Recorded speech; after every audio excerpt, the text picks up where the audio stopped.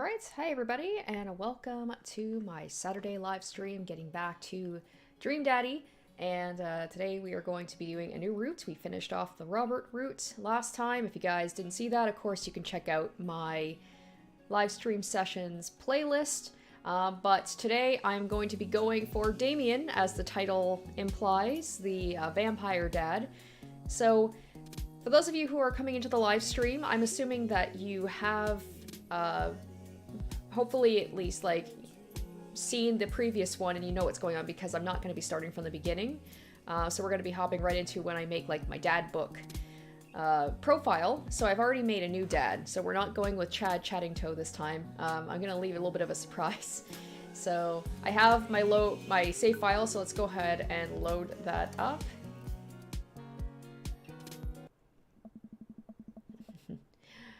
So, alright, Amanda closes the door. So this is right after she got back late from her night out with her friends. And the next day we are going to be making the dad book profile. So, geez, as I'm falling asleep, one thing she says keeps echoing in my mind. You're not going to be like this when I go off to school, are you? I hope you guys are ready to see my new dad. He's definitely not as terrifying as my previous one. I definitely didn't sleep well last night. I brew some strong coffee and make some scrambled eggs for Amanda as a peace offering. She eventually wanders into the kitchen. Hey, I thought about what you said last night. I should have texted you. I said I was going to do it and I didn't. I honestly just didn't think about it. I'm really sorry, Pops. I won't do it again. Alright, I think this is when you can see my dad here. Yeah, this is my not Goku. This is like... I saw that hair and I'm like... When I first made my first dad, I'm like, okay, at some point I'm gonna have to make a Goku dad. So this is not Goku. This is like if Ditto transformed into Goku, but kept the Ditto eyes. This is like a great value knockoff, no-name brand version of Goku. With a wrestling outfit for some reason, because it was the closest thing I could think to like something Goku would wear. Well, alright, let's say, I'm sorry for freaking out on you. You're an adult now. I shouldn't have gotten so worked up. Team McDad? Team McDad. Amanda gives me a hug. Want some eggs? You know it. Sprinkle some cheese on them? Already did. Bless you. Amanda scarfs the eggs down the time it takes me to wash the pan. So hopefully everybody's doing well. People are in the chats. People who are coming to watch this. I hope you guys are having a good Saturday so far. It's always kind of weird doing a midday stream, but I feel like more awake, you know? Rather than at night. Like, this is kind of when I feel like I have the most energy. So I don't get a lot of Saturdays off. So when I do have Saturday off, I definitely, like, want to do a live stream. Alright, I'm off to school. Smell you later. Wait, one more thing before you go. What? What's Dad Book? It's a social media platform. Wait, what? What's a social media platform? Dad, I have to go to school. Well, of course Goku doesn't know anything about technology. Come on. I mean, not Goku. Come on, Amanda. I'm an old man. I can't put together a dad book profile on my own. Alright, I'll help you sound interesting on the internet.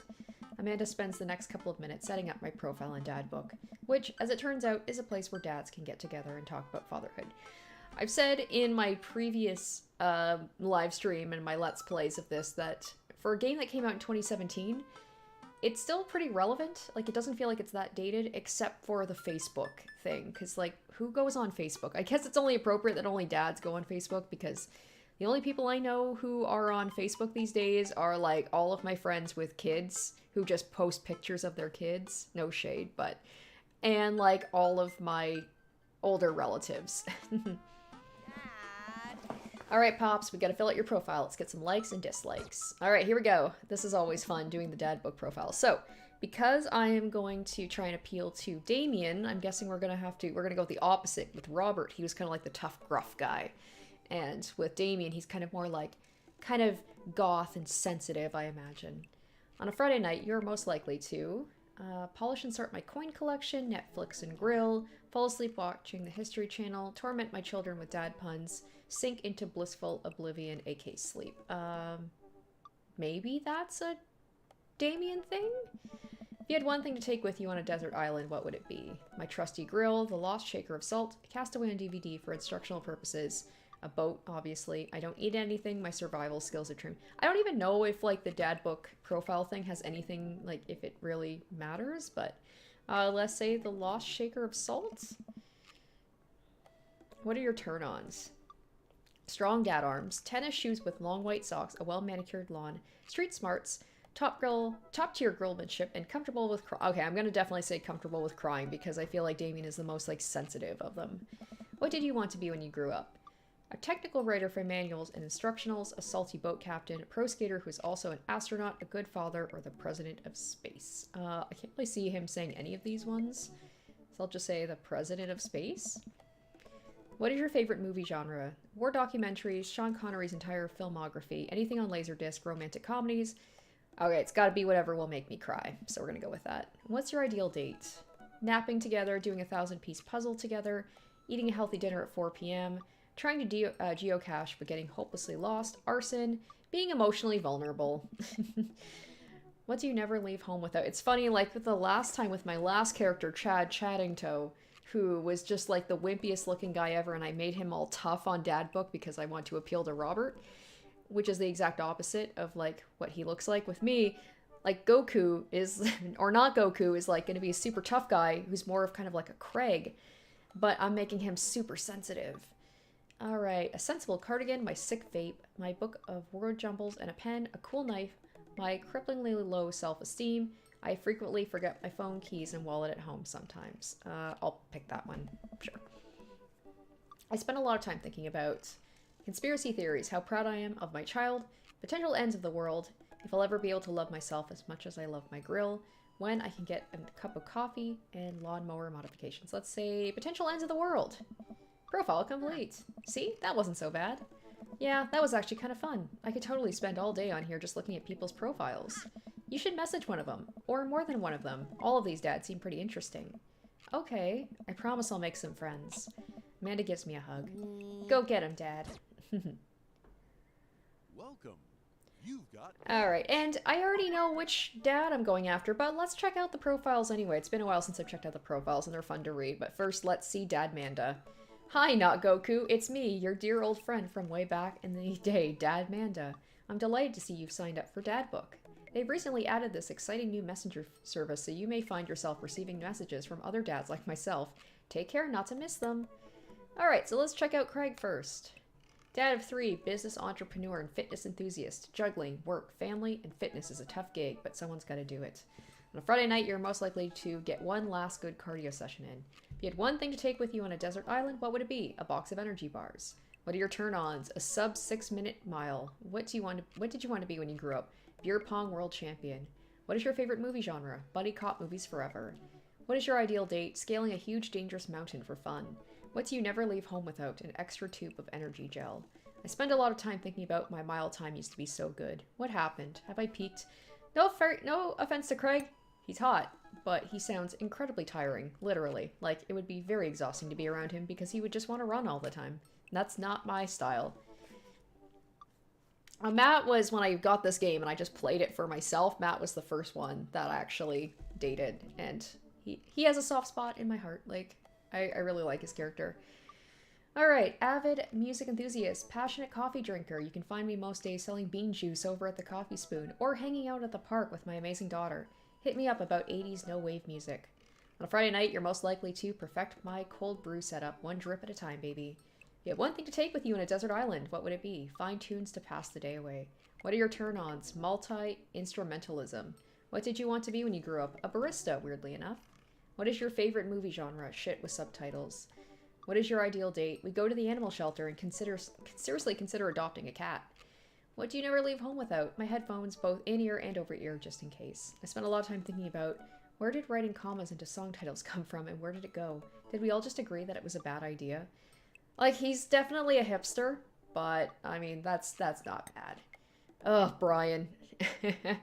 Brian, he's probably my least favorite. He's just like the typical, like, one-upper, which are exhausting to be around. Hi, I'm Brian. I spend most of my days hanging out with my awesome daughter and thinking up new ways to grill things. If you like fishing, we'll get along. On Friday night, you are most likely to see how slowly I can cook a piece of brisket. If you had one thing to take with you on a desert island, what would it be? My fishing pole?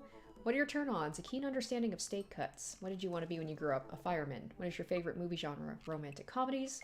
Your ideal date is deck building. You never leave home without my portable fishing pole. Like, really? You'd never leave home without a fishing pole? Just in case you're gonna go fishing? Okay. I spend a lot of time thinking about how my daughter is smarter than I am. Alright, here's Robert. So Robert was definitely, so he was my last one. I really liked his story.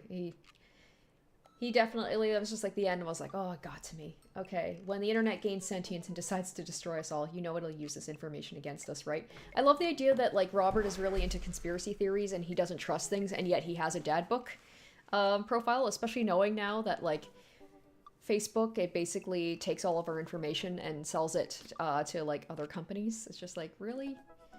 Why would you take a risk? Anyway.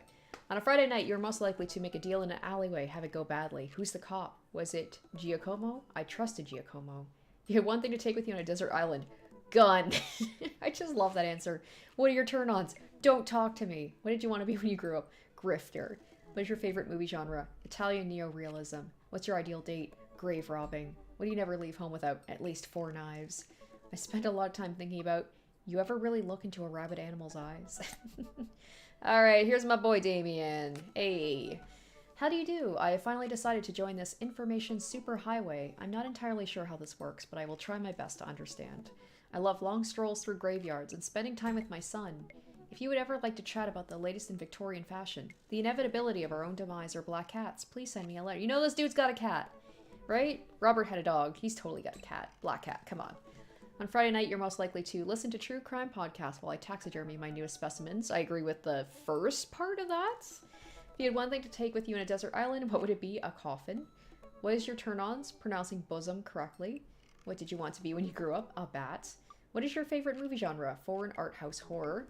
What is your ideal date? It's night. We are at the Industrial Darkwave Club in Berlin. The music drums to the beat of our hearts. What do you never leave home without? An upside-down cross. I spend a lot of time thinking about mortality salience. Salience. Hugo, middle school teacher, high school teacher, writer of scholarly articles on the 18th century literature for various esteemed publications. If you're on here to tell me my son put a cherry bomb in your trash, I know and I'm sorry. Hugo kind of just like strikes me as a little bit boring. I hate to say that, but also just like I feel like I would feel very dumb and inferior if I was dating him. I'd be like, well, I'm a real dummy. On a Friday night, you're most likely to brew some strong tea and paint my miniatures. If you had one thing to take with you on the desert island, what would it be? A Remembrance of Things Past by Marcel Proust. What are your turn-ons? Muscles. What did you want to be when you grew up? Movie star. What is your favorite movie genre? Documentaries on art history. What is your ideal date? Each of us reads a different book on opposite sides of the couch in comfortable silence. What do you never leave home without? My glasses. Actually, I forget them at home a lot. I spend a lot of time thinking about... That's the thing about people who, as someone who doesn't wear glasses, I'm just like, how do people who wear glasses forget their glasses? You think that you would know because you wear them? I don't know, it's just something I never understood. I spent a lot of time thinking about how I worry that people who are against e-readers are more in love with the idea of books than actually reading them. And finally, Joseph. If I was to play this again, if I was to do another one, Joseph is another one that interests me just because, like, he, unlike all the others, he has a wife who is a hot mess, and they have a very, like, unhealthy and unhappy marriage, and he also has really creepy kids. So, like, he's an interesting character, and he also had, like, a wild side you could tell in his past. Voted Maple Bay's #1 youth minister for 5 years running, living in my hometown with my beautiful wife and our 4 amazing kids. If I'm not in church, you can catch me out on the open water, setting sail on the seas of adventure. I love playing guitar and crushing my kids at Candyland. On a Friday night, you're most likely to lead the community in a fun mixer. If you had one thing to take with you on a desert island, what would it be? My 6-string. What are your turn-ons? My loving wife. Like, you could tell, like, he's trying real hard to be like, no, I'm in a happy relationship. Like, everything's good. What did you want to be when you grew up? Also, I love the idea of being a home wrecker. Like, I hate to say it, but, like, all the other dads are, like, I'm assuming divorced or don't have wives at the moment, or husbands. And then I just come in to this one where he is married and just, like, ruin just the whole relationship and family. What did you want to be when you grew up? Ship captain. What is your favorite movie genre? Feel-good movies. What is your ideal date? A lovely night on the town with my wife. Yeah, well, your wife is usually out on the town with all sorts of other dudes that aren't you. What do you never leave home without? The good book. I spend a lot of time thinking about how I can be a better man, husband, and father. I love that it's so on the nose. His name is Joseph Christensen. That was, like, my first guy being, like, Chad Chaddington. It's like, alright. Okay, so that's enough of that. Let's go ahead and let's message Damien.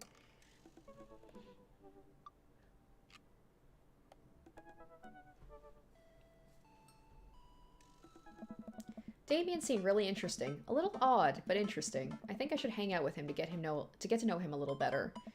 I navigate to Damien's dad book page and type out a message.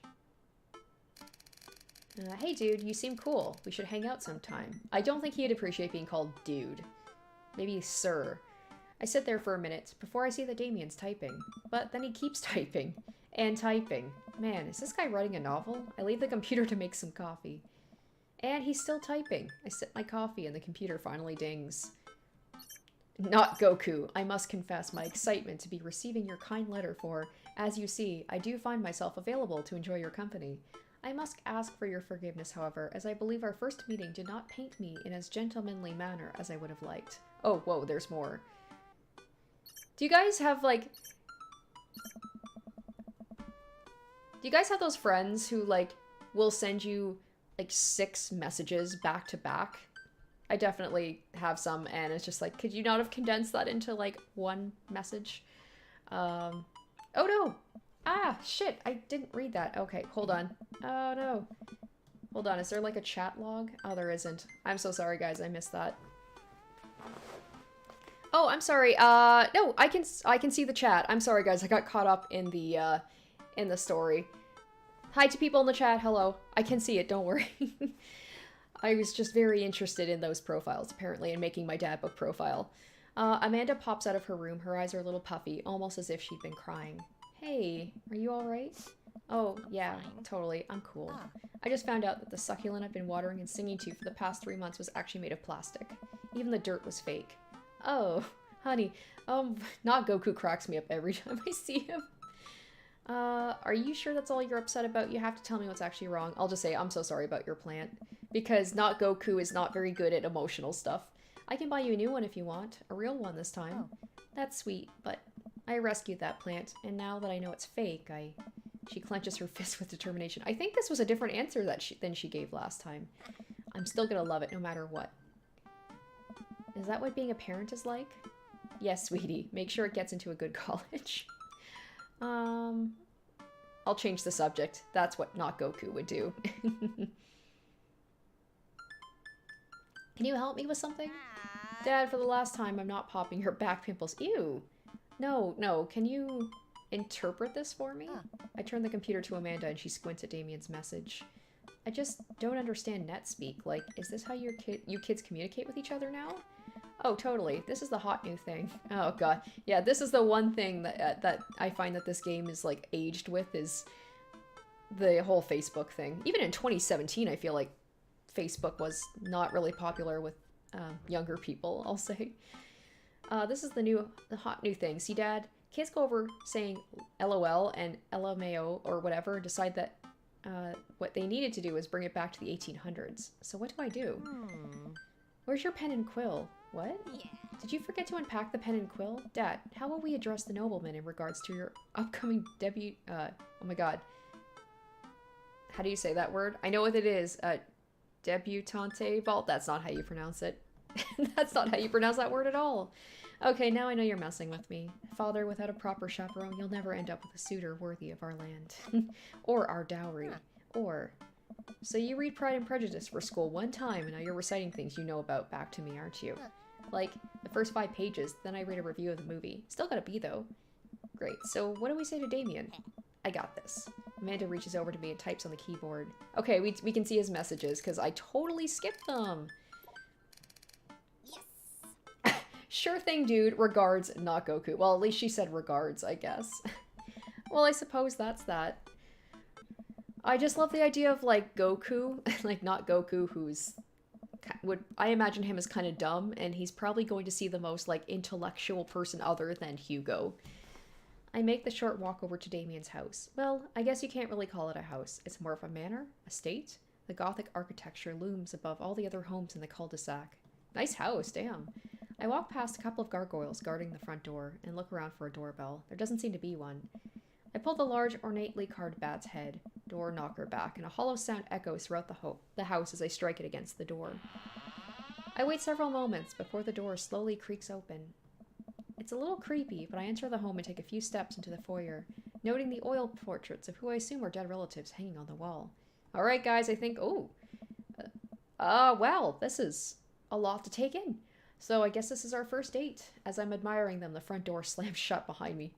Hello? Silence. An oil lamp in the corner flickers dimly, casting ominous shadows against... Even the music's getting kind of creepy against the wall. Why do I feel like all the people in these paintings are staring straight at me? Why is it so cold in here? Where's Damien? And also, I mean, at least he's got a nice little setup, little sandwiches and stuff, really cute. Got some tea. The paintings and the animal skulls are, yeah, a little foreboding. Not Goku. Pleasure to have you in my home. I look up and see Damien standing at the top of a majestic staircase with a walking candle holder. I love the idea of him, like, preparing himself, be like, I need to make the most grand entrance possible. What's with the door slamming shut? Oh, sorry, there was a draft. And the door creaking open when I knocked? I accidentally left the door unlocked. And the creepy oil paintings? I like oil paintings. Right. Not a good first impression. Not Goku. Right. Oh, this is going to a bad start. Please, let me show you around. Okay. Damien leads me... Oh, happy music again. Damien leads me around his house, showcasing his parlor, sitting room, auxiliary sitting room, and the parlor again for some reason. Oh. This is one of the older homes on the block, yes, but nowhere near as old as the architecture might suggest.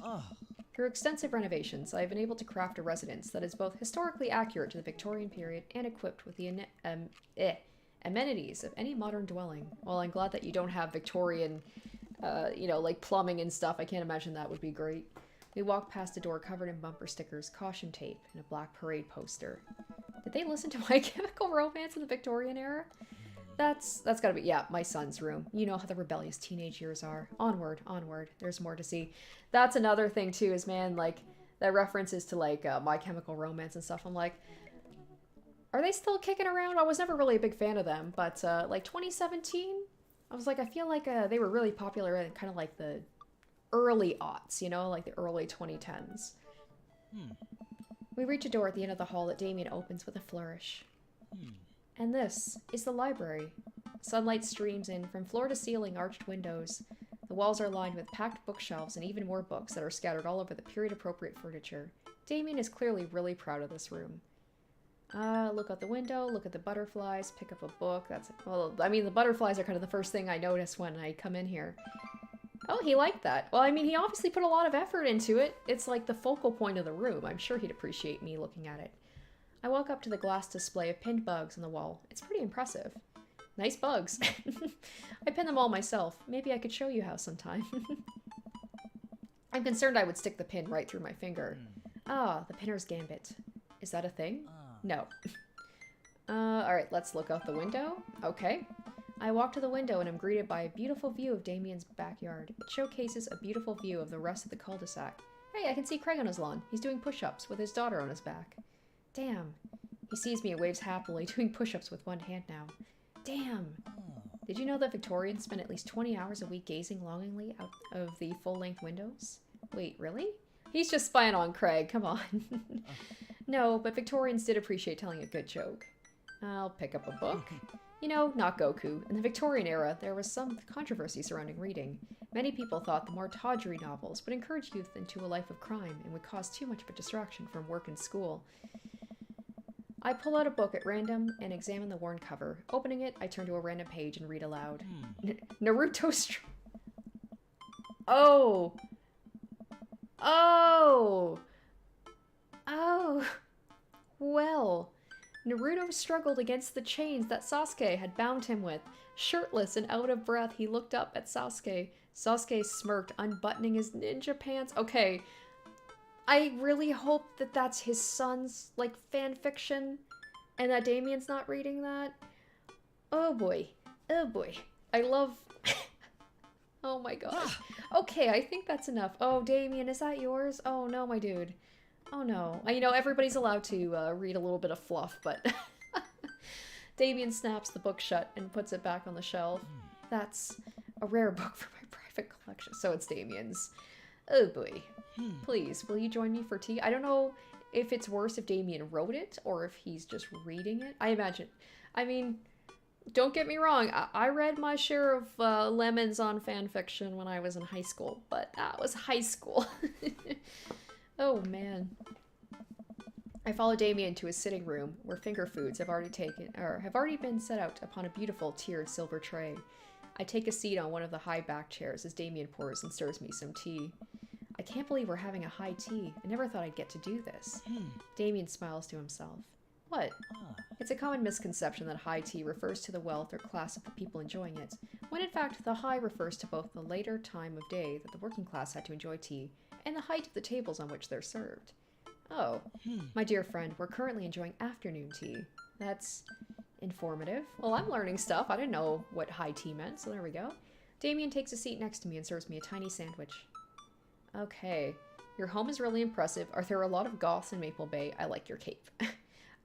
You know what? Let's talk about his home, because I have to imagine he put a lot of effort into it, obviously.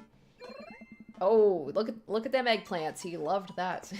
It seems like he really put a lot of work into this place. Thank you. No one's ever complimented my home before. Hell, I can barely get matching salt and pepper shakers in my place, and look at what you've done. I'm kind of jealous. That's very generous of you to say. What got you so interested in goth stuff? Well, when I was a young boy, I'm surprised he isn't going to be like, excuse me, it's Victorian, not goth. When I was a young boy, my father, did he take you into the city? Oh my god, are they reciting the Black Parade lyrics? Sorry? Yeah, when I was a young boy, my father, I can't remember, it's like, took me to the city to see a parade or something like that. Like I said, I wasn't a big, like, My Chemical Romance fan, but I remember that song. Yeah, did you guys see a marching band? I'm afraid I don't understand. Oh, I love it. You're serious? I think this might already be my favorite run between, like, the Naruto Sasuke Lemon fanfic and, like, all of these references. Of course, but it's, you know, the song. Amanda made me listen to it. Seriously? I'd love to see a marching band. Nevertheless, I've always had a love for art, history, and fashion. What started off as a small hobby of collecting taxidermied animals grew into sort of an obsession. It's a privilege to be able to appreciate the lives and culture of those who came before us, I think. Why not go all the way? I like not dying when I catch a cold, right? He takes a sip of tea. I can acknowledge that there were many very terrible things about the Victorian era, and trying to live a life that strictly aligns with those ideals would be admittedly horrid. Yeah, it's like they don't have the Black Plague. Let's stick to the Black Parade and not the Black Plague, right? But I think it takes a critical mind to truly appreciate something to the fullest, to be cognizant of its flaws and love it all the same. Tell me, not Goku, do you have any hobbies? Oh man, I do, but I don't know if I care about anything the way you care about this stuff. Well, I'd love to hear about your interests. Hearing someone talk about the things they're passionate about is intriguing, and quite honestly, rather attractive. Please, do tell me about your hobbies. Quick, sound sophisticated. Okay, I love watching soap making videos on the internet. Love me some word jumbles. I learned how to juggle one. I feel like he would like soap making videos? Soap is, an important advancement in modern society, getting rid of germs and stuff. I would say that the people who make soap are the true heroes. To watch them work is an honor. Oh, he doesn't seem impressed with that answer. I tried making some with Amanda once, and we both had to go to the doctor for the rashes, which I guess goes to show that we should leave it to the professionals. We finished our tea and finger sandwiches. Yeah, he didn't like that answer. Come, I have one more thing to show you. Ooh, this is beautiful. Wow. Damien takes me around the back of his home, where a variety of flowers flourish beautifully landscaped rows. A small stone path weaves through it, and butterflies flit lazily through the air. It was word jumbles? I figured it wasn't the juggling one. I took a chance. I was like, it was probably the first one or the second one. I could see him appreciating soap making. I don't know why I got that idea, but my garden. It's beautiful. Thank you. Victorians took flowers and floral arrangements very seriously. You see, it was considered uncouth to discuss personal romantic relationships in public, so lovers and friends alike would use bouquets to send secret messages to each other. Each flower and plant is symbolic of different feelings. Oh, I do have a feeling that flowers and plants are going to be a big part of his roots, and remembering, like, okay, let's try and remember what different flowers mean.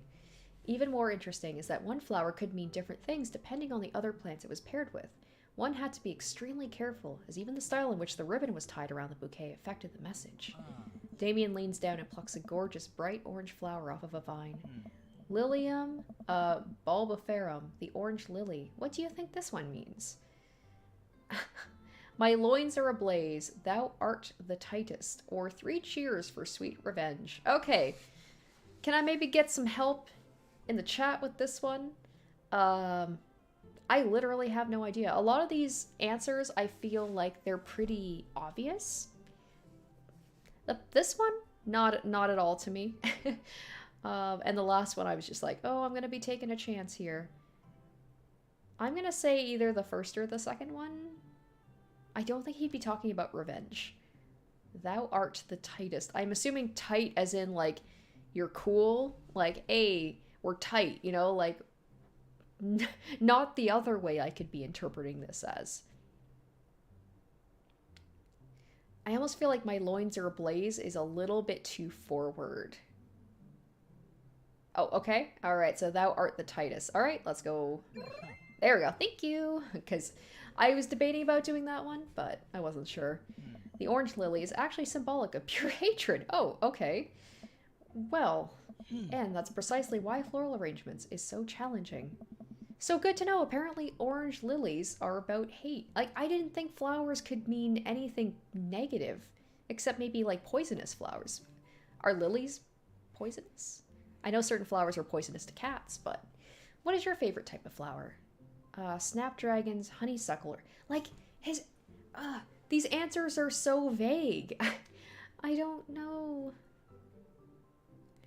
I don't want to keep relying on the chat to help me out with this. I hate sunflowers in real life. It's a weird thing for someone to say that they hate a flower, but sunflowers have always creeped me out. I just hate, like, the big brown center. I hate how tall they are. I hate the way that, they just creep me out. So I'm gonna go with either, like, in my personal opinion, I really like honeysuckles. I like the smell of honeysuckles. Snapdragons are cool looking, though. Yeah, I'm gonna go with snapdragons, just because I like the name, Snapdragon. Because they're cute, and you can do that thing where you squeeze them so they look like they're talking. What a lovely choice. Oh, okay, well that was a good choice. Okay, I'll have to remember that when I put together a bouquet for you. He would put together a bouquet for me? Nobody's ever given me a bouquet before. I follow Damien down the footpath and admire more of his beautiful flowers. Yeah, unfortunately the chat, I think it is a little bit delayed, so I can see in my reflection here that it's delayed by like a couple of seconds, so suddenly a phone rings. Oh, not Goku, will you excuse me? I must take this. He pulls a cell phone out of his pocket. I'm a little surprised it's not a rotary phone. Go for it. Damien smiles and walks back to the house. I take a deep breath and enjoy the heavenly perfumed air. What a lovely yard. I could still imagine Damien having like a flip phone because like he wants to be modern, but he doesn't want to be too modern, you know? This makes me wish I'd put a little more effort into that garden Amanda and I tried to start one time. Our watermelons grew to the size of cherry tomatoes and then immediately died. Oh, hey, a gargoyle. Oh no, I knocked over the gargoyle. Oh shit. Fix that guard. Oh, okay, this is, start. Oh gosh, okay. Nope. Oh no. I love that they do just put random, nope. Oh no, okay. Like that? There we go, okay. Okay, that's the head. That's gonna go, no, that's gonna go at the top. So, like that? Nope, okay, let's flip it around.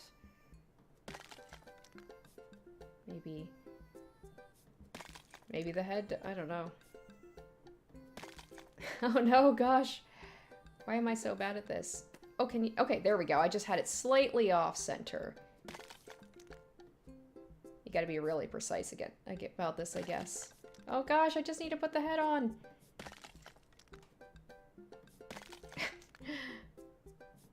No, no, no, no. Why won't the head go on properly? Ah, fuck. Out of time. No! Busted. Why was I having such a hard time with that? It feels like the head should be the easiest thing to put on the gargoyle. Oh no. Crap, crap, crap. I can't figure this out. Uh-oh, here comes Damien. He looks upset. I hope it's not about the Garg. My sincerest apologies to have kept you waiting. There's an urgent matter I must attend to, so... What? Oh no, not Goku. Did you break my gargoyle? All I did was lean on it. I just had it installed last week. No matter. I suppose it will give you a chance to work on my masonry skills. Yeah, well, he's a lot better at it than I am, I'm sure. God damn it. I'm so frustrated. Now, if you'll excuse me, I'm afraid I must take my leave. That's no problem, dude. Everything alright? Damien worries the hem of his coat with his finger and looks away. Everything is perfectly fine, but it's Lucien. What's wrong? He appears to have, well, his teacher needs me to come to the school, post-haste. Do you need help? Oh, no, you don't have to. Let me come with you. Us dads gotta stick together. Plus, I broke your gargoyle, and I feel like I kind of owe it to you. You're right. This is one of Lucien's more elaborate stunts. I would greatly treasure having another parent by my side. Let's go.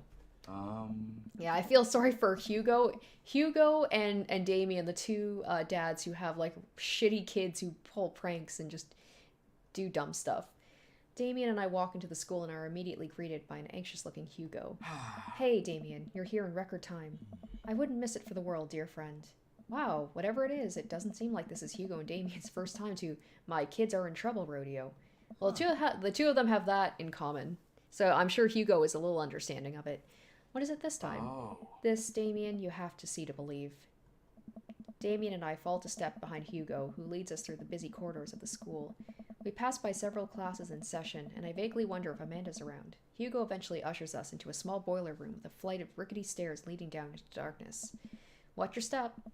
I can hear faint voices drifting up from the basement, and they don't sound happy. As I'm led into the depths of the school, I recall the antics I got into as an angsty middle schooler. At least I had enough sense to stay out of creepy basements.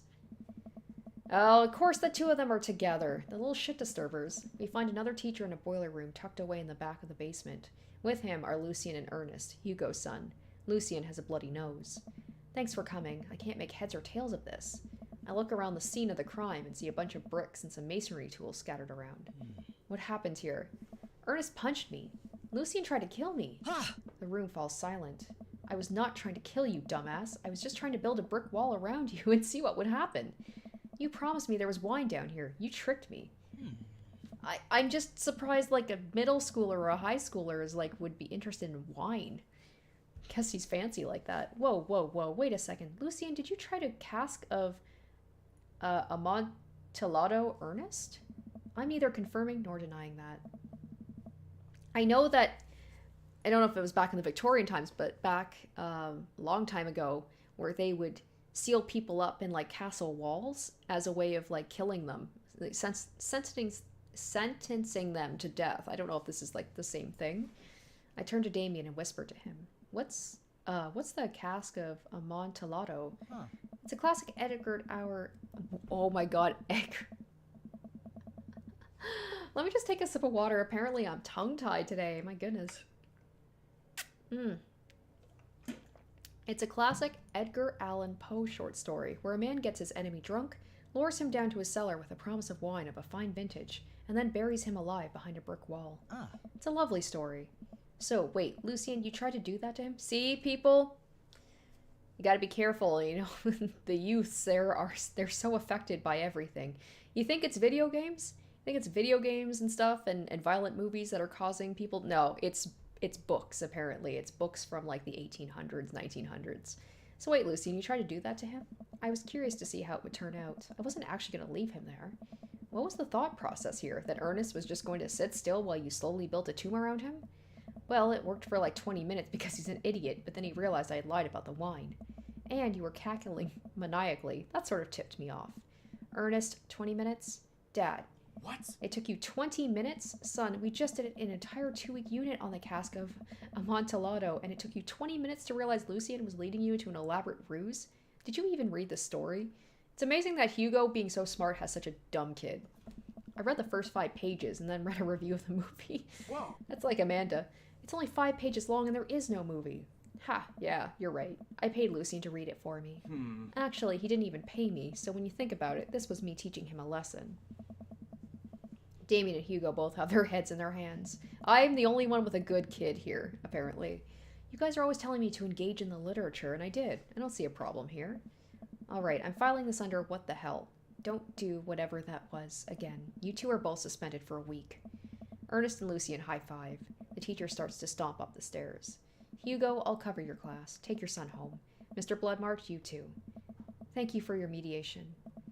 We all head up the stairs and out of the school in tense silence. See, I never understood the idea of suspending kids who are troublemakers. The way they see it, that's just vacation from school. Now, I would have hated it if I got suspended because I was in like school. I was like a goody two-shoes, so for me that would be horrible, and my parents would be very disappointed. But if you're a troublemaker, what does it matter? Lucian, Damien, and I pile into my car and begin the drive home. Lucian immediately puts his hood up and stares out the window angrily. I'm not going to therapy again. Okay, so something's going on, obviously, with Lucian that's causing him to act out. I'm sure that's the case with the other kid, too. I know, son. It's entirely up to you whether or not you want to go. Something to do with the mother, I'm gonna guess. But I care about you, and I can see you're struggling, so if you do decide you'd like to speak to a professional about your feelings, we can do that, too. Like, what a supportive, good goth dad. Maybe you can spend this next week looking for a summer job? I know how much you want your own car. I can't believe Damien's keeping his cool. I'm impressed. Fine. Thanks for not freaking out too hard. I love you, son. This seems very similar to the relationship that Nagoku has with Amanda.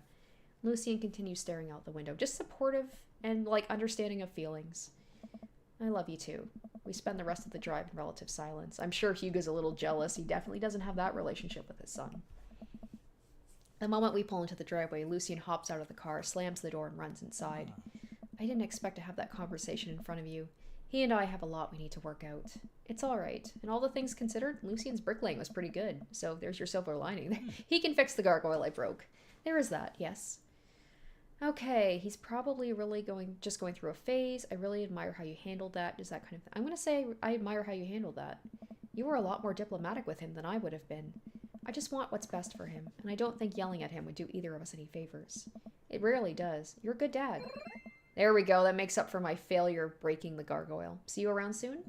It would be my honor and my pleasure. Damien bows with a flourish. Classy. I come home to find Amanda curled up on the couch with a blanket watching TV. I plop down next to her. See, I don't think in all the times that I played this game that I've ever had a bad date, so I'm wondering if things would go differently. Like, I wonder if you really screw up the dates if they just don't want to hang out with you again. That would be interesting, and then you'd be forced to, like, go hang out with a different dad. Yo. And maybe if you really screw up with the multiple dads, maybe the game ends and you just don't end up with anybody. What you watching? Tiny House Hunting Brothers, Extreme Edition. Ugh, I hate this show. The couple on screen bickers back and forth while standing in an extremely small house made of recycled bottles.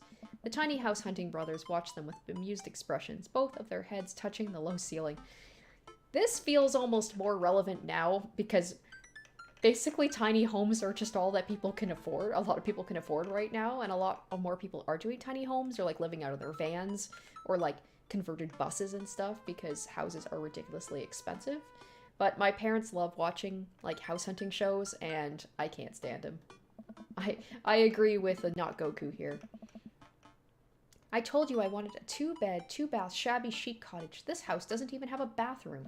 But honey, the outhouse is only 20 yards away. It's not that bad. I am not pooping outside, Greg. Why don't they just get a regular-sized house? I don't know. How did afternoon tea go? It got strange. We had to go to the school to pick up Lucian since he lured Ernest down to the cellar with the promise of a fine vintage and then tried to brick him into the wall, right?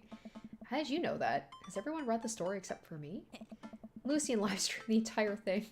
This feels so meta right now as I'm live streaming me playing this. This entire day is beyond me. But otherwise, it was a fun day. That Damien guy's a character, but he's really good company. And a surprisingly diplomatic dad. I dig his style. You know what? Me too. The two of us could not be further apart. The only thing we have in common is we both have a cape. Alright, come on, let's hope. Good score, good score, good score. Yeah, there we go. Simply a majestic evening.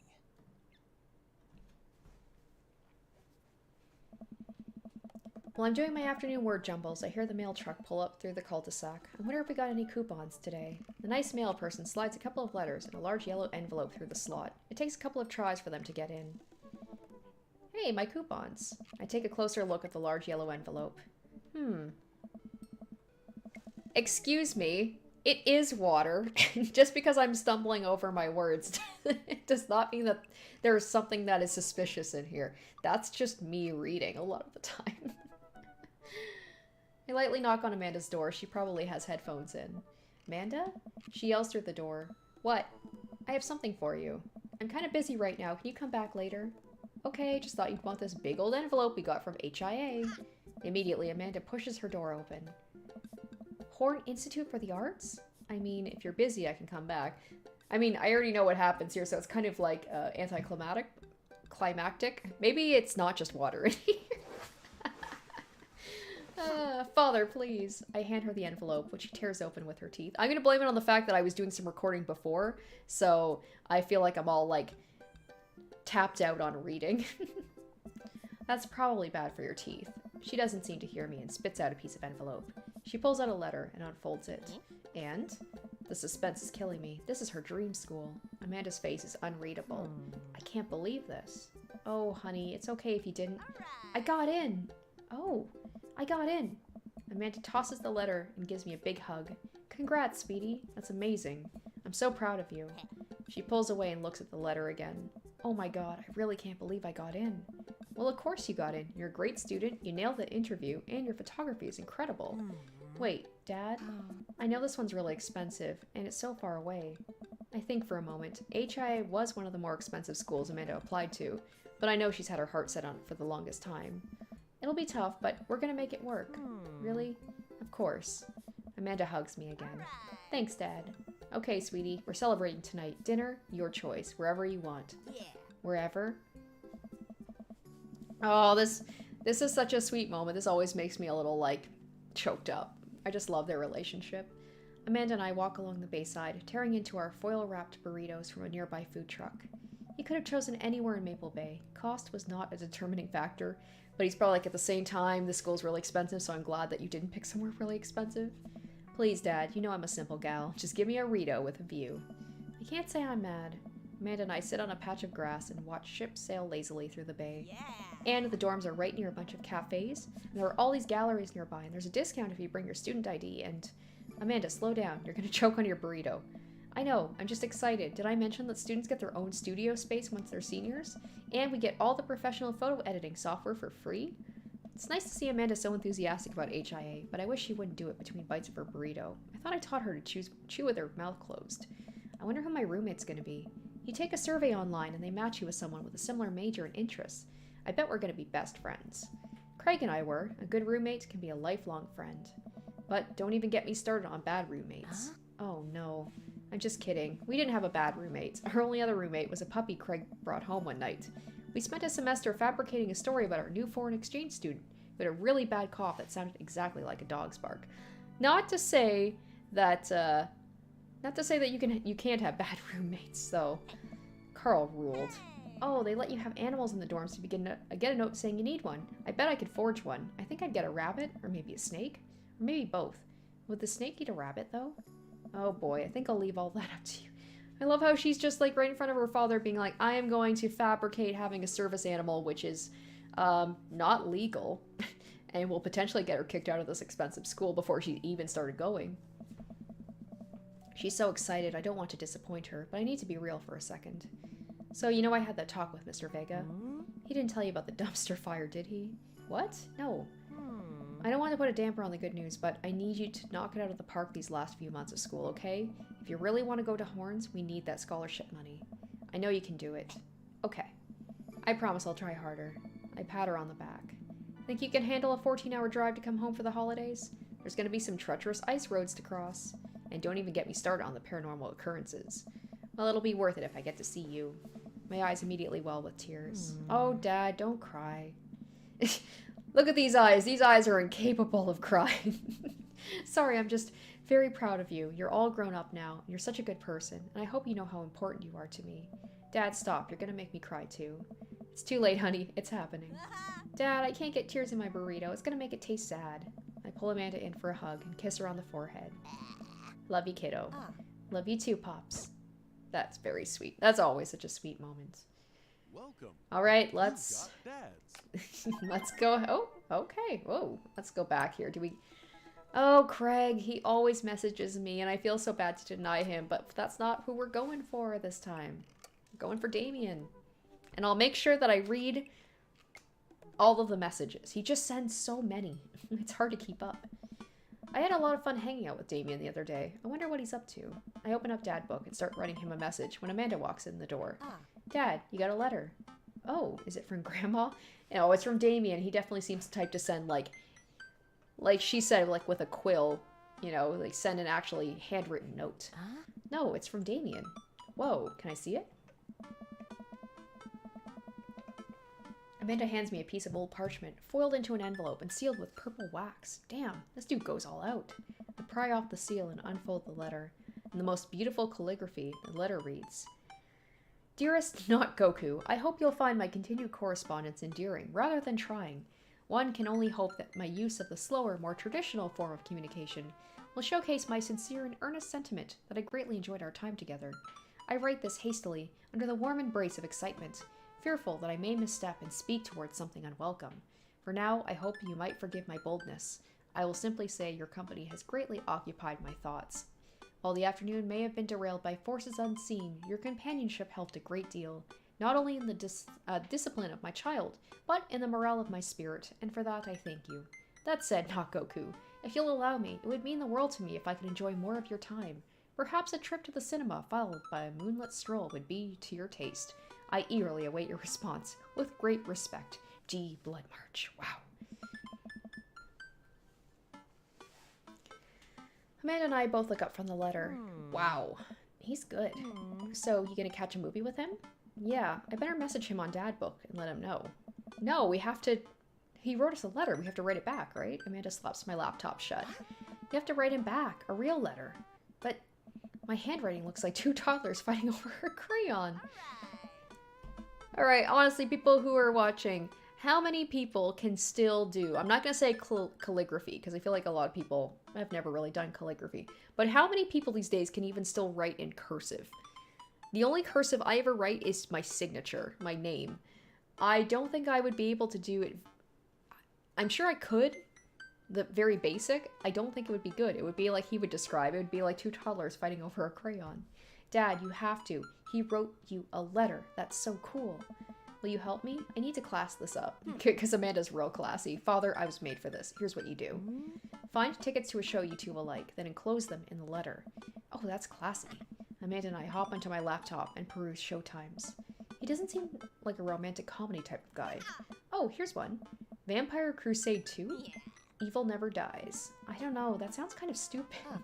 Actually, it's a critically acclaimed exploration into the envy of existence. It really turns the vampire trope on its head. Really? Nah, there's just lots of blood and vampire titties. Well, let's roll the dice. I purchase the tickets and print them out, then sit down at the table with Amanda to try drafting a nice letter. I was hoping I was going to be able to, like, pick what movie to go to. I start writing. Damien. Oh, cool. Okay, I like this, so I can actually choose what the letter says. I do hope this letter finds you in good health. Hey, good morrow to you on this fine eve. There's a part of me that wants to just do the most basic-ass thing ever, because that's what not Goku would normally do, but we have to spruce it up. So let's say, I hope this letter finds you in good health. Good one. What's next? Hey, remember when your son tried to cask of Amondatalo, that kid? You've been good. Hey, you up? Okay, this one's a lot easier than the last one, whereas the choices are pretty obvious. I must confess of my amateur control of the written word. Geez, Dad, have some faith in yourself. Okay, we're trucking along. Let them know how you're feeling. You find me in good spirits, for I felt very much the same after our last encounter. I did very much enjoy the adventure we found ourselves on the last we met. That Ernest shit was pretty messed up. Alright, we'll do the first one. Nice. Ask him to hang out already. True art takes time, Amanda. Alright, well, a strange turn of events. I found myself enamored of the situation at hand. Like Bruegel's landscape with the fall of Icarus, I find myself lost in your details. Let me, get at that. Oh my god. I kinda want to do a playthrough where I just, like, pick all of these bad choices. Once again, we'll go with the first one. It looks like we just keep choosing A. Bring it home, Pops. Let me take you out. I got 2 tickets to the movies. I would very much enjoy your company accompanying me to the cinema. It would bring me great pleasure to escort you to the cinema. We'll pick that last one. Smooth. Calling it the cinema is a classy move. Enclosed, you'll find 2 tickets to Vampire Crusade 2 Evil Never Dies, which I'm sure you will find both titillating and enjoyable. Best wishes, hard daps. Did anyone ever say hard daps? Namaste. We'll carry on. I'll say best wishes, and then I sign my name, my full name. Fancier that way. Not Goku McDad. So that's his actual name, huh? Is this okay? I meant to read over my sloppy handwriting. Oh, he's not wrong. Oh, it looks like a child wrote it. I think that you spelled his name wrong. What? Nah, just trying to keep you on your toes. Now all you have to do is seal it and put it in his mailbox. Can I seal it with tape? That's not authentic enough. I have an idea. I'll be right back. Does she have actual, like, she's an art student, so maybe she's got... Amanda leaves the room and returns with a candle, a lighter, and a small piece of wood. You gotta have a wax seal. Damn, she lights the candle, which starts to burn down and form a pool of melted wax. What's the other thing? Amanda pours some of the wax onto the folded letter and expertly presses the small piece of wood into it. She lets it dry for a second and pulls the wood away, revealing, here it is, your sigil. A little kitten with a bow on its head. Awesome. Scrapbooking stuff always comes in clutch. I love it. Well, I guess all there is to do is deliver it to his doorstep now, huh? Oh, I thought we were getting a carrier pigeon to do it. Well, we got a carrier Amanda right here. I already called my guy. I have a pigeon guy. Marcus has the good pigeons. Don't get your pigeons from Anthony. They're no good. I don't want to know if any of this is true. I head outside and walk to Damien's house. I slip the letter into the slot in his door and go back home. Mission accomplished? Now we play the waiting game. Alright, well obviously it worked. The night finally rolls around where I'm supposed to meet with Damien. The next day he has left another beautifully crafted letter thanking me for mine and agreeing to the evening. Amanda helps me pick out a nice outfit, and I show up to the theater a little early. It's a chilly night, and the theater is kind of crowded, but it's still nice. How do you do? I jump at the sound of his voice and turn around to see Damien right behind me. You almost gave me a heart attack. How long were you there? I don't know. I just walked up. My apologies for frightening you. Was that thunder? Is it going to rain soon? I didn't hear anything. What? What? Regardless, the hour grows close. Shall we take our seats in the cinema? I must thank you again for purchasing our tickets. Please, allow me to repay the deed. It's Sour Patch Kids, or perhaps Milk Duds. Let's do it. We get in line to buy snacks. As we're waiting, I hear a familiar voice behind us. Ugh, my dad's here. I turn around to find Lucian standing a few feet behind us with a gaggle of other goth kids. Lucian, how nice to see you. I didn't know you were coming to the theater. I'm glad to see you spending quality time with your friends. Like, he's so supportive. Whatever, Dad. And what movie will you be attending tonight? My friends are making me see some kids' movie about talking animals. I don't really care about it. Well, I do hope you enjoy your evening. We'll be watching Vampire Crusade 2, Evil Never Dies. Oh my. You? Watching that? Yeah, I thought Damien would enjoy it. Oh gosh, I can't wait to see his reaction to apparently a vampire titty movie. Good luck with that, Dad. Lucian rejoins his friends, and I look over to Damien. Good luck with what? It's nothing. My son loves to tease. We wait in line for a little longer, and Damien buys us snacks. He seems a little nervous. I wonder what's wrong. Damien and I take our seats and settle in for previews. Glancing at him, I can see he's sweating profusely and gripping his armrest. Oh. Is everything okay? Vampires, huh? The movie hasn't even... I'm gonna ask if everything's okay. Unlike with Robert, I feel like he would actually appreciate me asking him that. There we go. Everything is perfectly fine. I'm so excited for this film.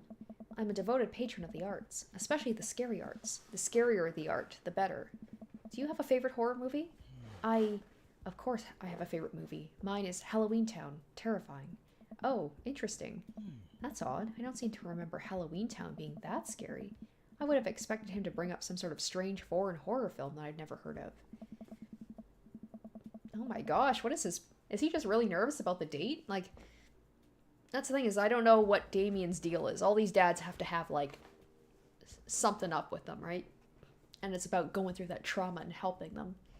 Damien's knuckles are turning white. It looks like he's about to rip the armrest off. Wait a second. Damien, are you afraid of horror movies? Oh my gosh. Oh my gosh, that's so cute. Like, he feels like he has to pretend to like horror movies because he's into Victorian stuff, but he doesn't like scary stuff. What? You must be joking. I love horror movies. The lights dim for the film. Damien screams. That was a great scream. I apologize. I was thinking about something far scarier than this movie, which is not scary at all. We settle in as the film starts. I don't like horror movies either. It's funny, I can say I don't like horror stuff, but that's not true. I do like horror games, at least. I like watching other people play horror games. I like horror stories, but not really horror movies. We settle in as the film starts. I offer Damien some licorice and he takes one. I take note of how much his hands are shaking. Hold his hand. Hold his hand. The title flashes across the screen in bloody letters. Vampire Crusade 2, Evil Never Dies. A pale man with a long silver hair, glittering red eyes, and well-oiled abs sits up in a coffin. Awaken, my coven. 2 more vampires slide the tops of their stone coffins onto the floor. Brother, is it time? Yes, husband, but also mortal enemy. It is time. The 3 look at each other, and then to the camera. For the Vampire Crusade. This rules. Well, I'm sure he's going to be happy that's not actually a scary movie. The trio of vampires flies off into the night as foreboding organ music plays in the distance. I somehow get lost in the movie. As dumb as it sounded, it's actually a pretty fun flick. We get to a tense moment of the movie where Romulus Trueblood sits at a truce meeting with the general of the human army, whose wife Romulus has fallen in love with. Romulus, it is good to finally meet you. General, I agree. It's good to finally... blood you! What? Romulus leaps out and slashes the general's throat. Blood splatters over everything, including the camera. Damien screams again, reflexively grasping my hand. I immediately blush, forgetting about any vampires or blood or vampiric blood. Oh, I'm terribly sorry. Damien retracts his hand and places it back in his lap. I was writing a novel in my head about blood magic, and I got to an extremely scary section. Damien goes back to quietly stressing out over the movie. It's kind of cute that he won't admit he's afraid of it. I wish he'd hold my hand again. Aw, maybe I could do something to try and make him feel more comfortable. I've got it. I'll do what all dads do best. Talk during the movie. Okay, tell a dad joke, point out plot hole, or ask what's happening. Do you think he'd appreciate a dad joke? I feel like if I maybe point out a plot hole, he would appreciate it and be like, maybe he won't take it as seriously. Did you notice how the guard fired 7 bullets, but his gun only holds 6? Yes, that is absolutely unforgivable from a filmmaking standpoint. It's almost unwatchable. It's funny how it's so much easier to point out tiny mistakes in the work of others than it is to actually go create your own thing, huh? Hey, look, that's an anachronism. The rest of the movie goes by relatively smoothly, with only a few whimpers from Damien. Maybe he would have liked the romantic comedy better. We get to the final scene of the movie, where Romulus Badblood and the general's wife embrace each other in his crypt. It appears the true Vampire Crusade was the Vampire Crusade in our hearts, our cold, unbeating hearts. Romulus and the general's wife begin making out hard. What? The film fades to black and the end appears on the screen. But then it hard cuts to Demetrius and his rival lover Camilla, who watch the two from afar. Oh no, twist ending. Our bloodline has been pure for 1,000 years. Romulus has betrayed us by loving a human woman. It will only be a short time before the next Vampire Crusades 3, Evil Must Die Again. More thunder, more ominous organs. The movie fades out again, and a bloody question mark now accompanies the end. Damien and I walk out of the movie theater amidst throngs of chattering moviegoers. He's a little more pale than I remember, but otherwise he survived the encounter. He even seems kind of invigorated. What an interesting film. While the premise admittedly struck me as pedestrian, I was intrigued by its harrowing love story and great attention to detail in regards to vampiric lore. He totally likes romantic movies. He's such a romantic, I'm sure. Yeah, it was pretty good. A lot more vampire titties than I thought there would be. Come, the night is young. Let's take a stroll. Damien is making a point of not telling me where he's taking me. Still, I'm enjoying the walk and the cool night air. Being alone here with Damien is a lot better than being in a crowded theater. Lovely night, isn't it? As lovely as the company, yes. He thinks I'm lovely. Damn, okay, here comes the smooth response. Thanks, cool, okay. I'll say thanks? No, problem. Crushed it. We both stand there feeling a little awkward. I sure am one smooth operator. Are you getting a little hungry? We could maybe stop off and grab something to eat. Worry not, friend. I have a plan. We turn the corner and are greeted by the gates of a cemetery. What? Are we going in there? A little bit of Victorian flavor, not Goku. Trust me. I'm a bit nervous, but Damien hasn't led me wrong yet. I follow his lead as we walk into the cemetery. Statues of angels stare down at us as we follow a path through the faded tombstones. Personally, I feel like I'd be a lot more creeped out being at a cemetery at night than seeing a horror movie. But as we crest a small hill, we get a beautiful view of the city. Night lights sparkle around us. I gotta hand it to him. For being in a cemetery, this is strangely romantic. Picnicking in graveyards is an old Victorian tradition. An appropriate finish to an evening after a vampire movie, wouldn't you say? With a flourish, Damien produces a blanket and picnic basket. Wait, where were you hiding that? Under my cloak? Oh, right. Damien unfolds the blanket, and we both sit down, gazing out at the city lights. He produces a bottle of red wine and a fine selection of cheeses. That means that the cheese would have had to be sitting for hours. Ugh.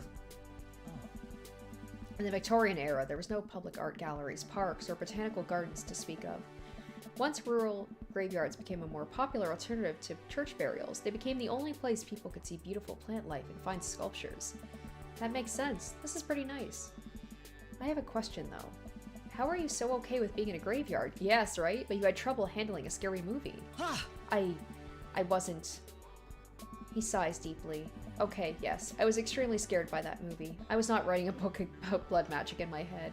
I just have never been good at those. I just feel as if because of how I look and act, people expect me to love horror movies, so I must play the part. Truth be told, I don't know if I have the constitution for them at times.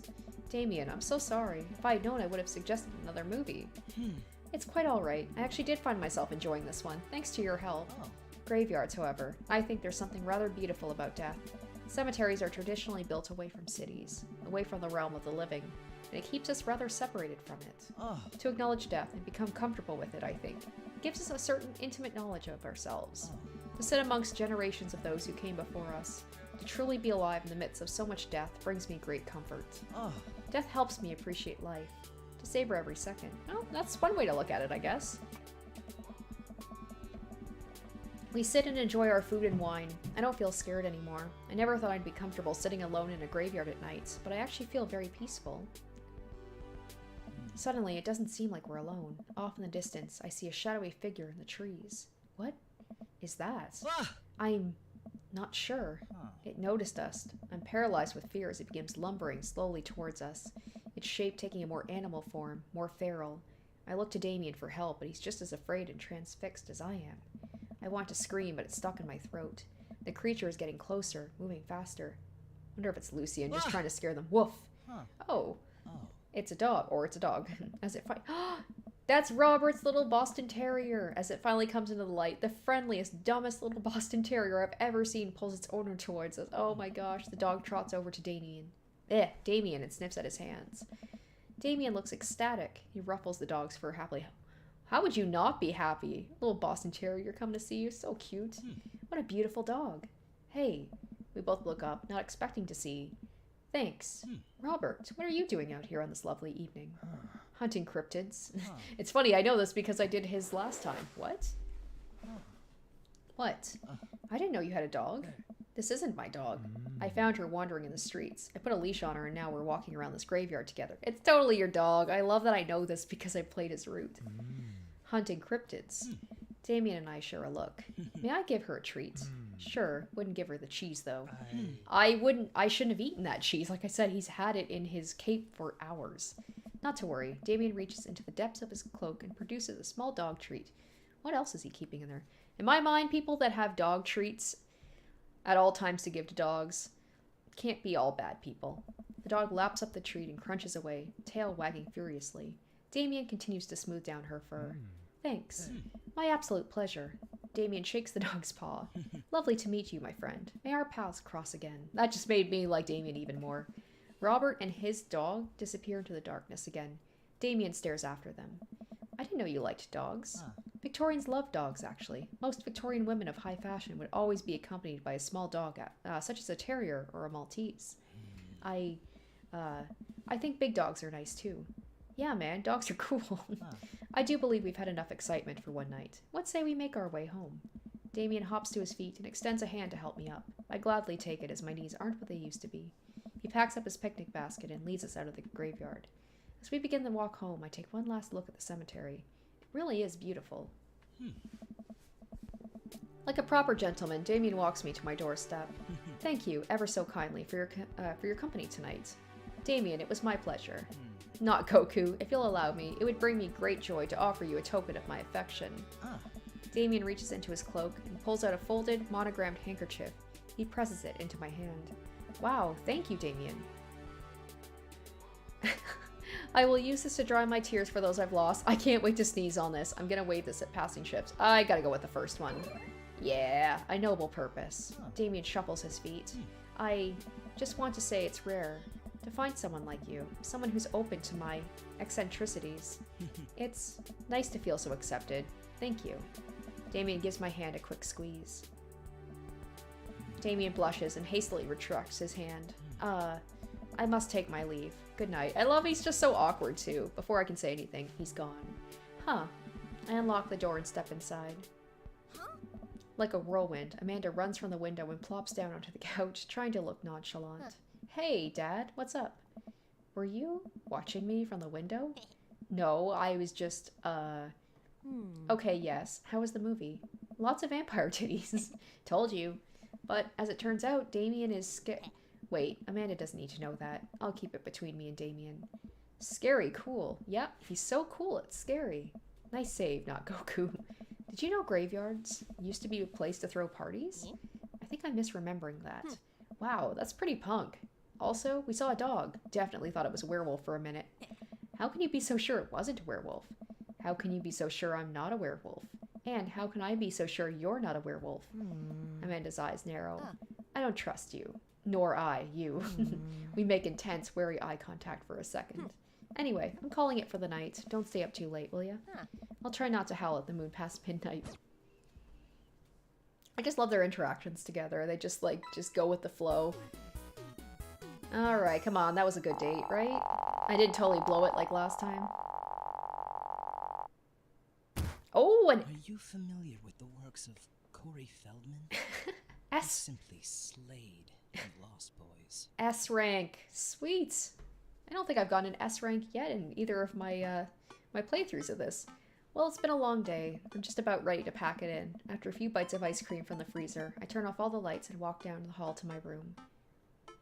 I wonder if Amanda's still awake. My kid needs some sleep. As I pass her room, I can hear a faint sound, but can't quite make out what it is. I get a little closer. Is she crying? Oh, yes, that's right. I knock gently on the door. Hey, Amanda. The crying immediately stops. Not right now. Her voice sounds strained. She sniffles. I need to make sure she's okay. I open the door. I feel like I blew it last time when I talked to her with this. In the dark, I can see Amanda's outline in the middle of her bed, knees hugged up against her body. I mean, no matter what I say, I know we're gonna, like, make up and be cool again. But is everything okay? I don't want to talk about it. Oh, I'll leave her alone. All right, I'll leave you be. I back out of the room and close the door gently behind me. She immediately starts crying again. But even that feels like the wrong thing to do, too. Wow, I have no idea what has her so upset. She seemed totally normal. I feel awful just leaving her to cry. But I also get the feeling if I tried to do anything else, it would only make her more upset, which it absolutely does. I can't stop mentally cycling through all sorts of awful things she could be dealing with right now. More than anything, I just want her to be happy and safe. I have a hard time falling asleep, but when I finally do, I'm still thinking about Amanda. After a very long night of very little sleep, I roll out of bed and make myself a pot of coffee. Amanda should be up for school soon. Maybe she's willing to talk about whatever's bothering her. About 10 minutes later, 10 minutes before she's supposed to leave, Amanda comes out of her room and makes a beeline for the freezer. Morning, Amanda. Morning. She drops a frozen waffle into the toaster and slams the freezer door. She won't look at me. Yikes, yeah. I make her upset no matter what I do. So, anything big going on at school today? No. Okay. Do you need a ride to school? No. Want some coffee?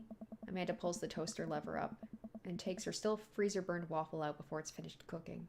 I have to go. Amanda picks up her bag and storms out. Oh, okay. I haven't seen her act like this in a long time. It's usually short-lived, but it always hurts.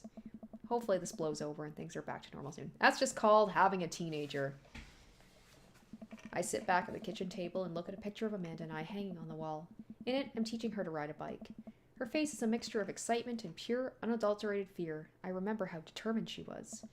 Every time she'd fall off and scrape her knees, she would get up and try it again. Finally, I had to stop her because she was bleeding everywhere. Then she started to cry because she didn't think she needed bandages and wanted to keep trying. To put the bike away, she just stood in the middle of the street and screamed. Then I took her for ice cream, and it was like nothing ever happened.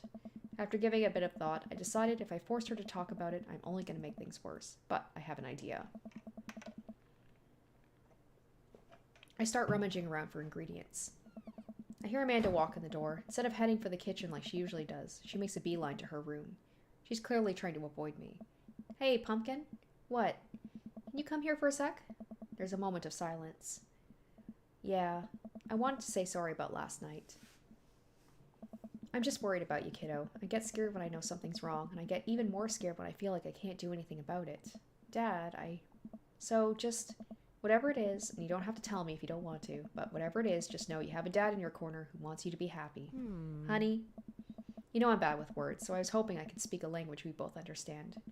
I pull a cake out of the refrigerator and place it on the table. Hopefully the frosting is set by now. Ta-da! Dad. It took a really long time. Aw, sorry you're sad, but I support you 100%. It took me a really long time because I ran out of red frosting somewhere around sad, and I had to start over, and this is beautiful. It's strawberry. Amanda gives me a big hug. Grab some plates and forks and serve us up some delicious cake. So, it's really stupid. What is? This whole thing. I know I've been really weird lately, and there's just... I don't even know how to explain it. I feel like I might have to make you a chart. I'm listening. Do you want me to take notes? Oh. I guess I should start from the top. So, you know how Emma R. is going to that fancy art school in California, right? Emma R. I'll say the best friend. You got it. Wow, proud of you. Yeah, I got that one wrong last time. Anyway, ever since she got the acceptance letter, I've been feeling like she's drifting away, you know? And she's been spending a lot of time with Grace and Emma P. I just thought it was all in my head for a while, but then I found out from Rosie M. that both of the Emmas, Grace and Noah, all went to a party at Mackenzie F's on the same night. They all told me they were busy studying for the Calc AB final. Yikes. So, another important piece of information is, God, this is embarrassing. I have a crush on Noah, and, that's a thing. What? Whoa. I had no idea. I definitely didn't know that. Okay. You're a bad liar. So are you. I learned it from the worst. Oh. Anyway, so the only person I told about that crush was Emma R., and she promised not to tell anybody. I didn't confront them about the party thing because I didn't want to start drama, so I just kept quiet, just kept going about my business. Amanda sighs. And then one day I invite everyone out to get nachos at the mall, and after not texting me back for like 2 hours, even though none of them ever put their phones down for more than 60 seconds, they all say they're busy, like, simultaneously. So I tell them, never mind, I'll just eat nachos at home, right? But we were out of chips, and I really, really wanted nachos. Totally understandable. Oh. I literally had nachos last night. I understand where she's coming from. Nachos are awesome. So I go to the mall anyway. I get to the food court, and who do I see there but Grace, Emma P, Emma R, and Noah, all hanging out and eating nachos without me. What? It gets better. I'm standing by the escalators watching them, and I realize Noah has his arm around Emma R, which is kind of weird, right? But then they kiss. No. Yes, I know. So I storm over there, and I'm like, hey. And Grace drops a nacho on her shirt, because of course she does. And Emma R just, like, glares at me. Grace. Nothing's coming up. I don't know who that is. Grace is the... let's say boring one. Well, yeah, but that's not the important part. Grace is the one nobody really likes, or I guess that's me now. But anyway, nobody will say anything, and I'm just like, you guys suck, which I realize is not the most eloquent thing to say, but I was very angry and really embarrassed, and I just wanted to get out of there. So I left without nachos, might I add, which only further contributed to this shitty day, and immediately drafted a super long text to the group chat asking them why they were so weird. And I wrote another one to Emma R asking how long the Noah thing's been going on. And sorry, I know that's a lot. Are you still following? I'll say, what did Emma R say? Oh, okay. Get a load of this. Emma R says, you know what? Let me just read it to you. Amanda pulls out her phone and reads, word for word, an arduously long string of text messages, like Damien sends. Can you believe that? I cannot believe that. I care so much about Amanda's social life and mental well-being, but man, do I not understand what she's talking about. This is all beyond me, but I am trying my hardest to be supportive. They were dating in secret for like months. So I told her she's being a really terrible friend, and she's like, well, if you think I'm so terrible, then just stop being my friend. And I was like, okay. And then she left me on red, and then... Wait, left on red? What does that mean? Oh, like, she saw my message and didn't reply, and I know because there are red receipts. I don't know what red receipts are, but I'm just gonna nod and pretend I understand. Gotcha. So while this is all happening, I'm talking to Emma P about how mad I am because she's at least being kind of reasonable, and I'm venting to her about how pissed I am at everybody. And then out of nowhere, Noah texts me and is like, how can you say that about me? And I'm like, say what about you? And then he tells me that Emma P sent screenshots of everything I told her to the group chat that I got kicked out of. Alright, I think you lost me at screenshots, but that definitely sounds bad. There's so much more, but honestly, it's all just really stupid teenager stuff. The bottom line is everybody dropped me, half my grade hates me, and now I have no friends. Amanda, I'm so sorry. Hey, at least she's moving away soon, right? Start a new life, get new friends, get better friends. I almost expected it from everybody else, but Emma R's been there since Mom died. I can't believe she would just stab me in the back like that. I'm not even that mad that she's dating Noah. I'm just upset she lied to me about it for so long.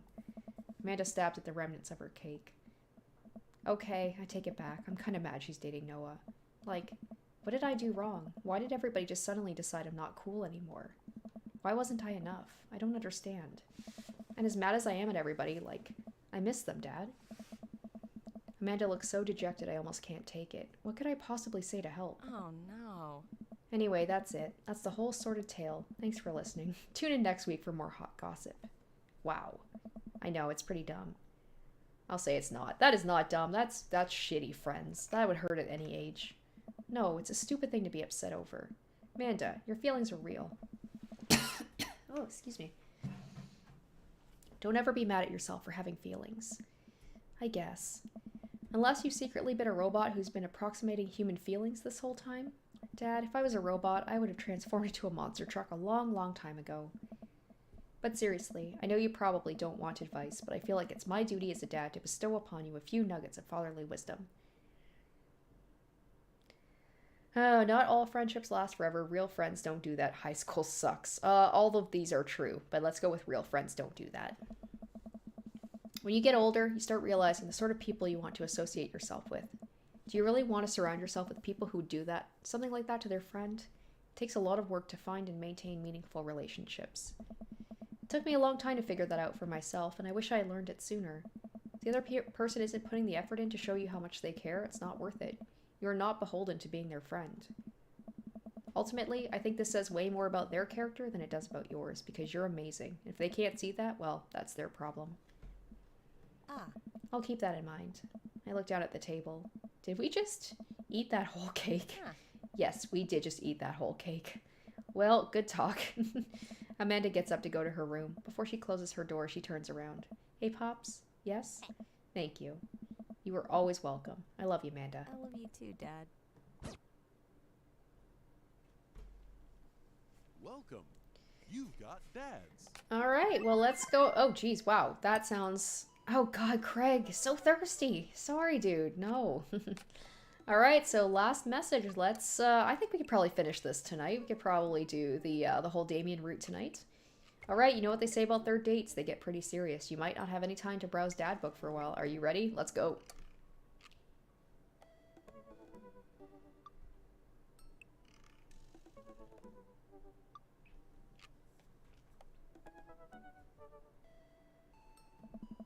Ever since we had that picnic in the graveyard, Damien and I have been spending a lot of time together. We go on nighttime strolls pretty regularly.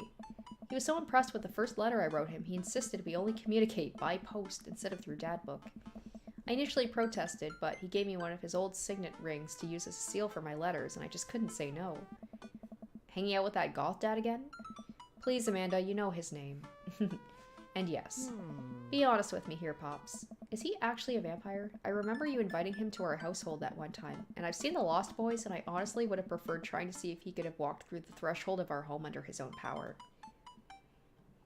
Yes, Amanda, I have become Damien's familiar. I am compelled under his curse. I'm sorry, sweetie. Turn into a bat. I don't think... What's the point of being a vampire if you can't turn into a bat? Well, okay, I'm off. Are you taking the car, or are you flying off into the night on the leathery wings of a bat? One of those. While I'm out, can you throw away the garlic bread that's in the freezer so I don't die? That would be great. I'm keeping it there as insurance. You understand, right? That's my girl.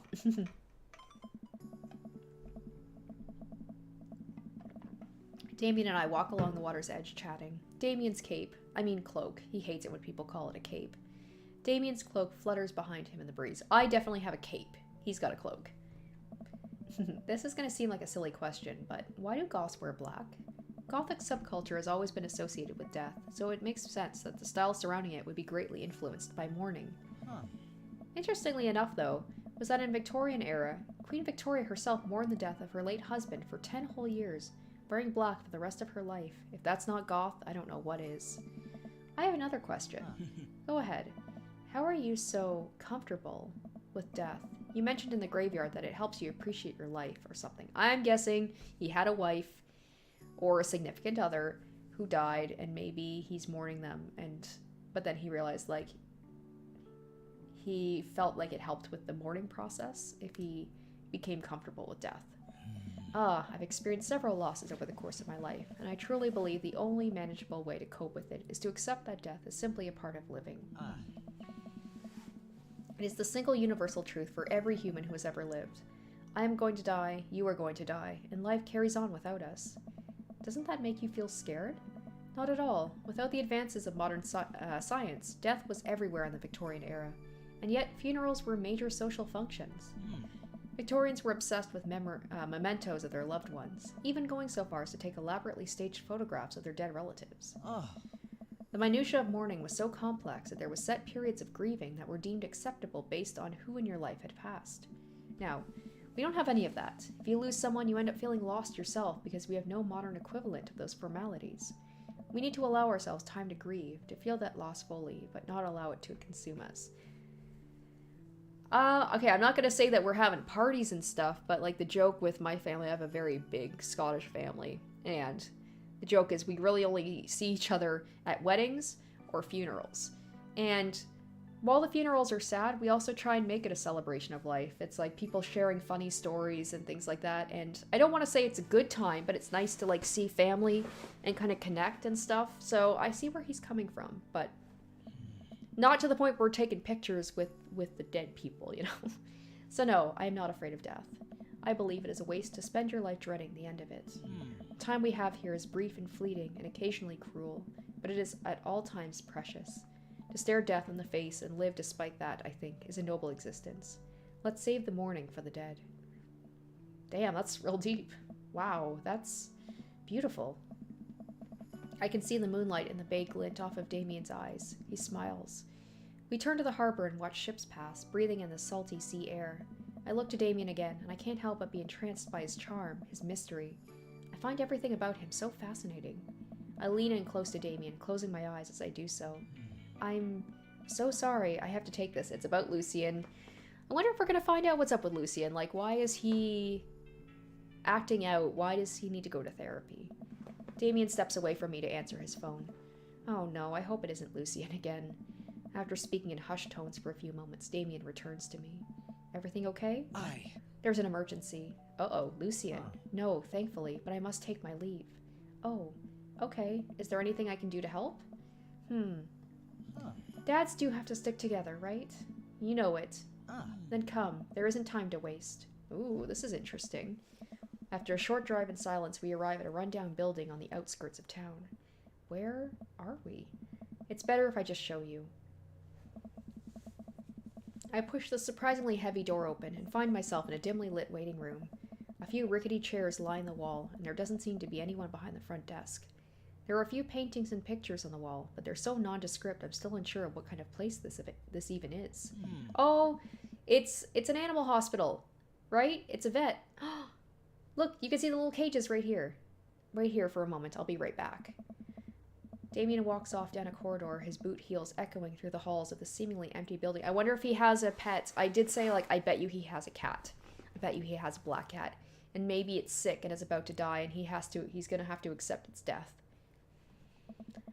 Distant howls echo from some place I can't see, and there's a faint scratching sound like claws on tile. It's like a daycare, animal daycare, it's a vet office, something. I cautiously peek down the hall and find stall after stall of scared-looking dogs. A few of them notice me and skitter up to the chain-link fence, sticking their noses through to sniff the air. What have I gotten myself into? Suddenly, the lights shut off. I panic. Unsure of where I am or how I can get out, I stumble through the darkness, my breathing getting heavier and heavier. Damien? It could be a dog. He did say that he loves dogs. It seems like it's all dogs here. The lights finally turn back on. Oh, hi, Mary. She just has to show up in every playthrough, doesn't she? Hey, Sailor. Mary, what are you doing here? You aren't here for the fight club? There better not be a fight club here. I'm like, the only fight club I can think of is like a dog fighting. I'm like, no, I don't want to get punched in the face. My face is already fucked up as it is. Great, because this is an animal shelter. A what? We take care of stray animals, and then people adopt the stray animals. Didn't you see the pets when you walked in? Oh, sorry, I didn't really expect to see you volunteering at an animal shelter. Wow. Okay, kid, way to put me in a box. Dames, you hear this baloney? I am liking Mary a little bit more every time. Like, she's a character, but she's an interesting character. Just one moment. Thunder cracks and a door bursts open. Appearing from the shadows, I see Damien. Whoa! What? Wow. Wow. Oh my gosh. Hey. It's Damien. He looks completely different. No cloak, no Victorian-era clothing, no makeup. Wow. He looks like an IT guy. I wasn't planning to share this side of me until much later, but I'm not as goth as you think. I'm a systems administrator. Oh my... I literally said, didn't I just say he looks like an IT guy? Holy shit. I'm a systems administrator for the IT department of a realty company. I wear tennis shoes to work, and I listen to Bruce Springsteen. I enjoy going to the hardware store and looking at storage solutions. And I volunteer at this animal shelter in my spare time. Look at him, he's got layers! Oh, he's a true dad. I'm boring. I'm fascinated with Victorian history and the goth lifestyle. That much is true. It's just not all that I am, and I need you to know that. Oh, this is such a surprise. I thought it was going to be like an animal was about to die or something, like he had a pet that was about to go, or after all his talk about like death and accepting death. And instead we got this. I hate to kill the moment here, but there's some pressing business that needs attending to. Oh, hey CM, welcome to the live stream. Better late than never, right? So yeah, I'm pretty much like pushing through the whole Damien route in one go. So I'm assuming because this is like the third quote-unquote date that we're going to be finishing this up pretty soon. Oh, right. It's Duchess Cordelia. Again? Who's Duchess Cordelia? She's one of the pups. Gets out all the time. She somehow learned how to open doors and now she's unstoppable. When did she get out? This morning. I went to go sing sea shanties to the cats, and when I came back, she'd already bolted. I have to stay here with the pet, so I need you two to go and find her. Of course. Where could she be? She always ends up running off to the same places. Here, let me draw you a map. Mary starts scribbling on the back of a pet adoption form. She's very smart, ruthless even. You need to stay on your toes and get her back by sundown, or else she turns into a werewolf and starts eating people. What? This game really likes their werewolves, don't they? You're a perfect little peach, not Goku. We don't want her to be stuck outside when it's cold. Oh, I'll grab some treats and we can hit the road. Damien and I look over the map Mary created for us. I am so happy that this is ending like with animals and finding an animal. Oh, awesome. This is so much less sad than I thought it was going to be. I'm doing well, thank you. It's always good to be off on a Saturday and getting to play this game that I love so much. Oh man, I'm Nerd's House? Look at my character, he's not a nerd. I hope you enjoy my new dad. I don't know if you saw the last live stream with Chad Chattingto, but now we have not Goku. This is my new dad. Every time I do a new route, I'm doing a new dad. Alright, at least you're not other Nerd's House. It looks like you're moving up in the pecking order. Alright, let's see what we have here. Softball field, aquarium, shelter, bayside, the ocean or whatever. Smalls, Mary's sick pad, Nerd's House, Coffee Dad, Kale, Mario Batelli, other Nerd's House, Dames. Okay. Oh, she likes Dames, calling him Dames. So we got Robert, Damien, Mary and Joseph, me, Matt, Craig, Mario Batelli. I'm guessing that's Brian. So that's got to be Hugo. Congrats, kiddo. Where should we head first? Where would a cat go? I feel like a cat would go to the Bayside? Damien and I exit the parking lot and start driving towards town. I look over to him. He seems concerned. Shouldn't be too hard to find the Duchess, right? She's a pretty big pup. Mary wasn't kidding when she said that dog was smart. Oh, it's a dog. I swear there was a cat on that map, so I thought it was a cat. They literally just said it was a dog. Oh, a dog would probably go to a softball field, right? Shit. might go to the Bayside too. One time she correctly guessed the winner of the Kentucky Derby. It was a really great year for bark, bark, bark. I don't know. What do you think our odds are, not Goku? I'll say gotta stay positive. My dad once told me, not Goku, you can't shove raisins up your nose, and that hurt my feelings. I felt Not Goku definitely looks like the type of kid that you'd have to tell them not to shove raisins up their nose. But I kept a positive attitude, and you know what? I made it happen. Ew. Oh, it might have landed me in the ER and forced me to have 10 golden raisins removed from my nasal cavity, but on that day, I learned anything is possible if you have a good attitude and abnormally large nostrils. Young children really are resilient, I suppose. Ha, yes, young children. I was 16. Let's just hope for the best. We got this. Alright, let's hope we can finish this. We've been doing well with the date so far. Let's hope that we can finish this on a good note. We arrived back at the Bayside. Just like old times, eh? I remember it as if it were yesterday. It was today. I mean, earlier today. So what do you think? Any sight of the pooch? None yet, although who knows if she made it onto any of these ships. The Duchess would do that? I wouldn't put it past her to know how to navigate in rough seas and without a compass. Very smart. Pops? Damien and I turn around to see my daughter. Amanda, what are you doing here? You know Amanda's gonna help find a dog, right?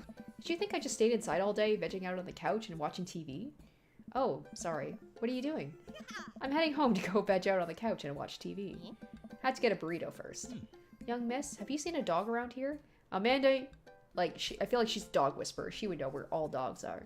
Oh, you bet. I saw a Pomeranian with a bow around its neck. I saw a big old Doberman named Henry. That was a stroller full of Yorkies. A Greyhound, a Golden Retriever. Did you see a Mastiff anywhere? No dice. I would definitely have remembered that. I gotta run, though. This burrito has about 10 minutes before the cheese breaks down the molecular structure of the tortilla and makes it all soggy. You understand. I do? Of course. Have a lovely evening, Miss McDad. I love that McDad is, like, the actual last name. Okay, softball field. That's where I think a dog would go. We drive to the softball field. It looks like Craig's team is practicing. I wonder if any of the kids saw something. Craig spots us and jogs over, softball bat slung over his shoulder. I guess this is just an excuse to see all the people, too. Hey, bros, what's up? Craig, you wouldn't have happened to see a dog around here, have you? One escaped from the animal shelter and we're trying to locate her. I don't think so. Maybe one of the girls saw something. Girls. Hi, Amanda's dad. Hi, Lucian's dad. I love that they must have seen him like this before. They're not even surprised that he looks completely different. We have names. Girls, have you seen any dogs around? There was a big dog here just a few minutes ago. I don't think she had an owner, but it really wanted to play. We tried to play fetch with her, but she just took the softball and ran. I think she ate it, actually. She has a lot of dog. Here, take another softball. Might come in handy later. Many thanks, Craig. Alright. So I think this is just our time to basically go, okay, so it looks like we can just... So, let's see, who's going to be at the aquarium? Oh, excuse me. Damien and I stopped by the aquarium. Everything looks in order here, but it might help to get out of the car and take a look. You see anything? Oh, no. I mean, I'm pretty sure the dog is not at the aquarium, but no dog here. Not even a sign of her. Did you know penguins are considered the goths of the sea? Damien, I want to believe you so badly. Alright, coffee spoon. Go see Matt. We park in front of Matt's coffee shop and walk inside. It seems like a slow day. Matt sits behind the counter reading a book. Hey, Matt. Didn't expect to see you two today. What's up? Have you seen any stray dogs around? Can't say I have. You looking for one? Can you describe it to me? Enormous. That pretty well covers it. Cool. I find strays digging for food scraps in the alley out back sometimes. I'll be sure to keep an eye out. We head back to the car. I fear the hours are growing short. We must make haste if we're to find the Duchess by sundown. Oh no, we have a time limit? I'm gonna guess it's at the cul-de-sac. Damien's looking more stressed out by the minute. I gotta think of something to lighten the mood. Okay, oh boy, what kind of dog does a vampire have? Knock knock. How many goths does it take to screw in a light bulb? I'll say that. I don't know. How many? 1. Goths are very capable, especially when looking for a dog. Yeah, there we go. Damien smiles to himself. I keep reading Damien directions from the map as we drive around town. Alright, let's go to the cul-de-sac. Brian. Hey, Brian. We drive down the cul-de-sac and everything seems to be pretty normal. It looks like Brian's doing some yard work. I hope I can't fail this. I'd be so upset if we can't find this dog. We pull into Brian's driveway and hop out. I don't know. Hey, don't step on the grass. I just mowed. Oh, I'm guessing I probably have to go to the Bayside and find the Mastiff, and I've got the softball, so maybe we can lure her back. Have you seen any unusual activity in the area today? Wow, Brian. God, I hate this guy. Aside from your underwatered lawn. Ooh, here we go. How dare you? I take my lawn care very seriously. Not Goku, please. You haven't seen a dog run through here, have you? Well, a few hours ago I heard Maxwell barking at something. When I came outside, my garden had been torn to shreds. It's going to take forever to retill the soil. That could be a dog, or a rather feisty raccoon. Whatever it was, it must have been hungry, ate all my tomatoes.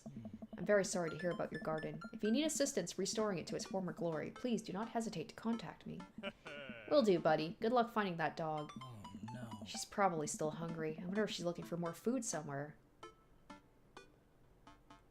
Okay, so they said she might be looking for some more food, so let's go back to the coffee spoon, because Matt did just say that sometimes dogs look for scraps. And if not there, I'm going to go back to the Bayside. We head back inside the coffee spoon. Hey, Matt. Guys, I think I may have seen that dog you were looking for. Aye. You did? A brown mastiff?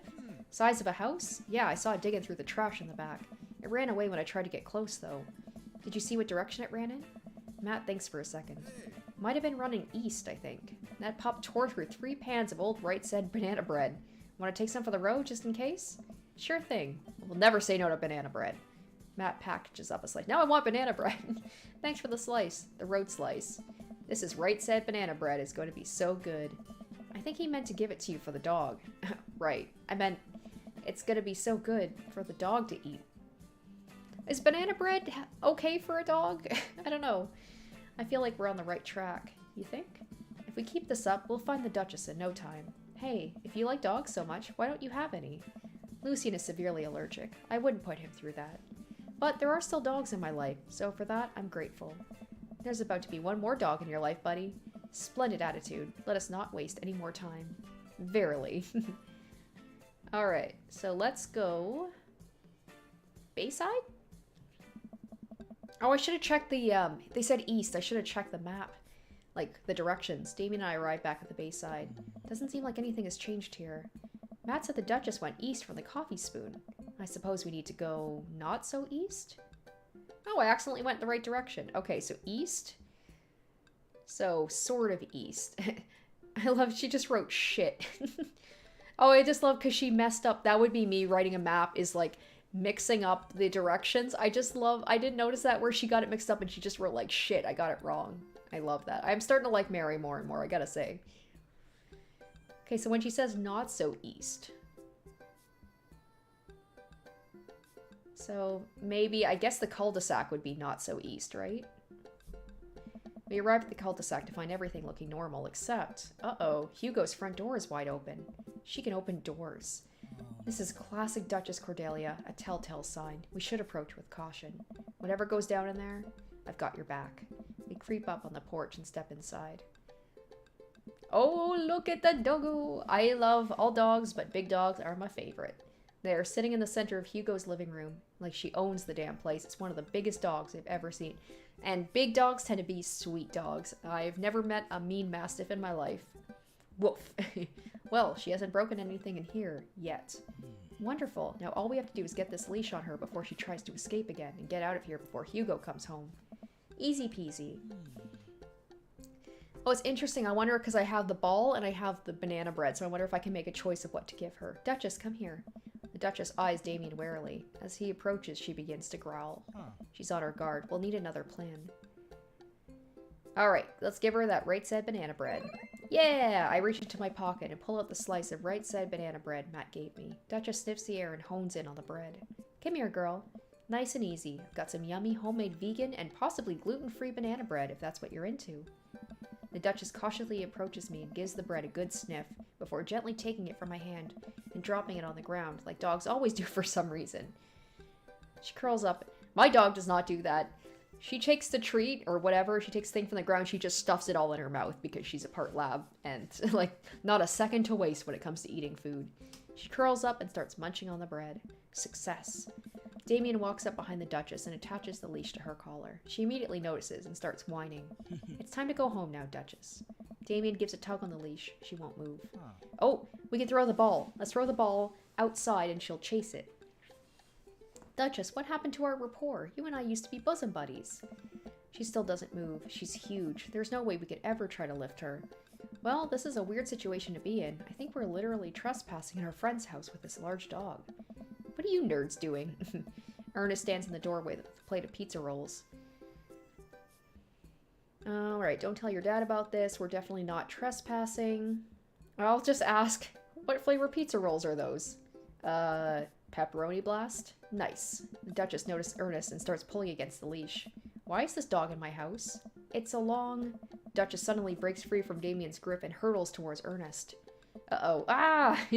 Ernest and the Duchess fall to the ground. Pizza rolls fly everywhere. This is bad. Ernest, are you okay? Ernest feeds the Duchess a pizza roll. Hey, she likes pizza rolls. I have a feeling she likes everything. Ernest sits up. The dog keeps licking his face. Oh, hey. Hugo stands at the door, looking like he's at a loss for words. Huh? Why are you guys? Whose dog is this? Oh, I was hoping we'd be able to throw the ball and get her out of here before Hugo saw. Damn it. It's a long story, but it involves a large dog who knows how to open doors. Boof. Hugo, may I present to you Duchess Cordelia? How do you do? Borf. We're friends. The Duchess licks at Ernest's face. She's from the local animal shelter. She got out and we've been chasing her all around town. Your house was her final stop. Dad, can we keep her? Ernest, I don't know if we're set up to take care of a... What? Wait, did you just call me Dad? Come on, please. Look at how cute she is. Oh my gosh, are we actually going to, like... We're going to help Damien through whatever and be with him, but then we're also going to, like, also help Hugo and Ernest? Maybe Ernest just needs a dog friend, and maybe he'll be less of a shitty kid. Hugo sighs. We have been talking about adopting a dog for a while, but you have to promise me you'll take care of her. Yeah, I'll give her all the pizza rolls her little heart desires. Oh, all I can think of is like Punami alert if you give a dog pizza rolls. I suddenly remember what's on the back of this map and pull a pen out of my pocket. Got the forms ready for you if you're interested. Oh. I'll even waive the adoption fee since, you know, we technically broke into your household. Well, alright, it's a deal. Well, considering that adoptions right now, with people wanting pets during COVID, adoption fees are frickin' through the roof if you can even find dogs. They are very lucky. I've been looking. I want another dog, but it's impossible to find. I'm happy. It means that the dogs are getting adopted, but at the same time, it's like, oh, it's so frustrating to try and find any pets right now. Hugo steps onto the porch with us and signs the form while Ernest plays with the Duchess inside. He sure seems to be happy with his new friend. Yes. I know. He called me Dad. Can you believe it? Damien places the hand on Hugo's shoulder. I certainly can. I think this will be really good for Ernest. It should teach him some responsibility. You should probably look into getting better locks on your doors, though. The Duchess is a wily one, but do right by her and she'll love you two forever. Thank you. That's awesome! Aw, what a sweet, happy ending. And long story short, the Duchess now lives in a happy home and neither of us were charged for breaking and entering. So all in all, I think it was a fine day's work. Nice work, you two. Hey. Not Goku.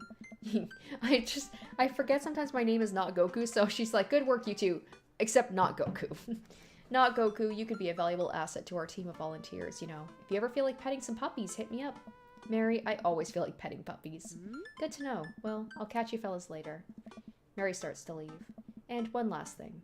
Damien's been telling me about you. I'm glad he finally brought you around. Aw, oh, yeah. Damien's my special boy. I love him. We go way back, and I got a vested interest in his health, success, and well-being. If you ever hurt him, oh my gosh.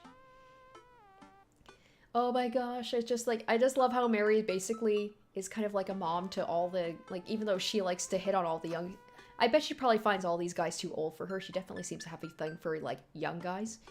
But she loves Robert.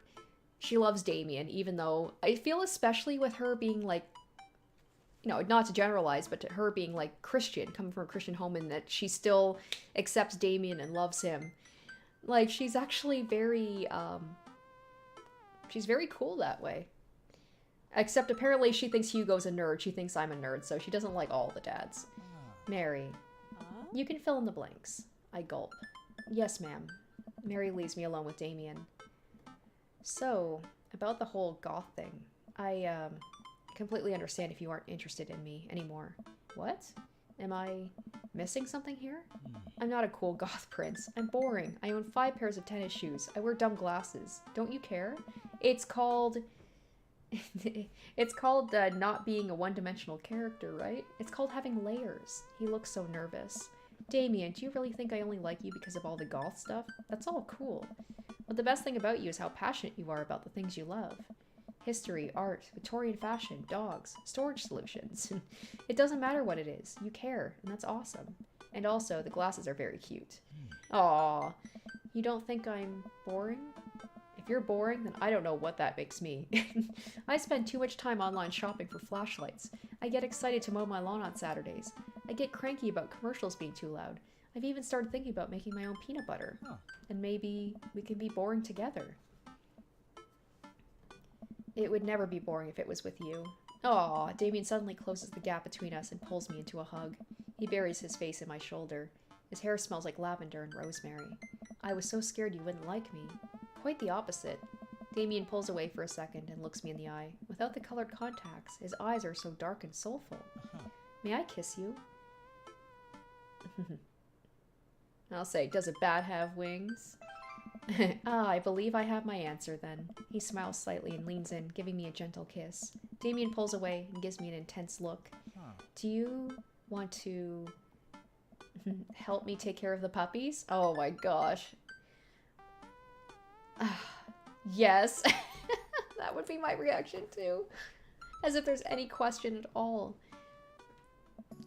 Damien and I arrive back at the cul-de-sac, our fingers intertwined. Like a proper gentleman, he walks me to my doorstep. I just can't get over how different he looks. This was lovely. Thank you for understanding. Thank you for everything. I'm very happy I can be myself around you. I'm glad, but I have one request. What's that? Can we keep sending each other letters? But of course. I just love the idea, what if they moved in together and they still sent each other letters? Damien kisses me one last time before turning around and heading home. Amanda runs back to the couch from the window and tries to look as nonchalant as possible. Hello, Father. I was sitting here on the couch this entire time. Hi, Amanda. So, are you guys, like, starting a vampire coven together? Oh, plot twist. Mothman. Damien's actually Mothman. I didn't see it coming either. Genius. Well, whatever's happening, I'm really glad you two are happy. You deserve it, Dad. Aw, shucks. I'm gonna head to bed. Catch you in the morning? Sure thing. I make my way to my room and fall into my bed with my heart full, excited for the days to come. This one was really sweet too. The Robert one was definitely more heavy, but like this one was sweet. Aw, it's all about like he felt like he's a tryhard or like he's not. Yes! I'm sensing a romance between us. S rank, yeah. A chemical romance. A chemical romance. Amazing. That's a band?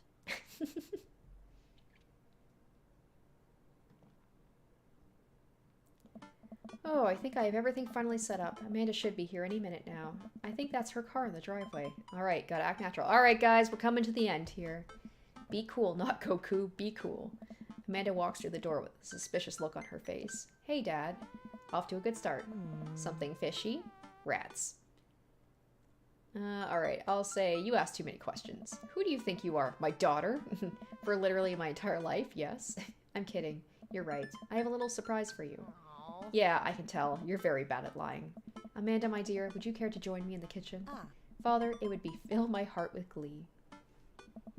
I lead Amanda to the kitchen table where a present lies covered under a tablecloth. It's nothing special, but I wanted to get you a little something. You graduated high school last week. I know you told me not to make a big deal about it, but... Ah, Dad, you... I dramatically whip the cloth off the table. Amanda's jaw drops. No way! I figured you probably wouldn't be able to get cable in the dorm, so I thought it might be nice to take a piece of home with you.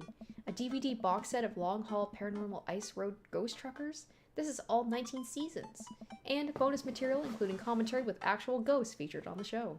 Dad, I love this. Thank you. She gives me a big hug. I'm glad you like it. Hey, you want to hang out with me in the backyard for a bit? Toss the old pigskin or something?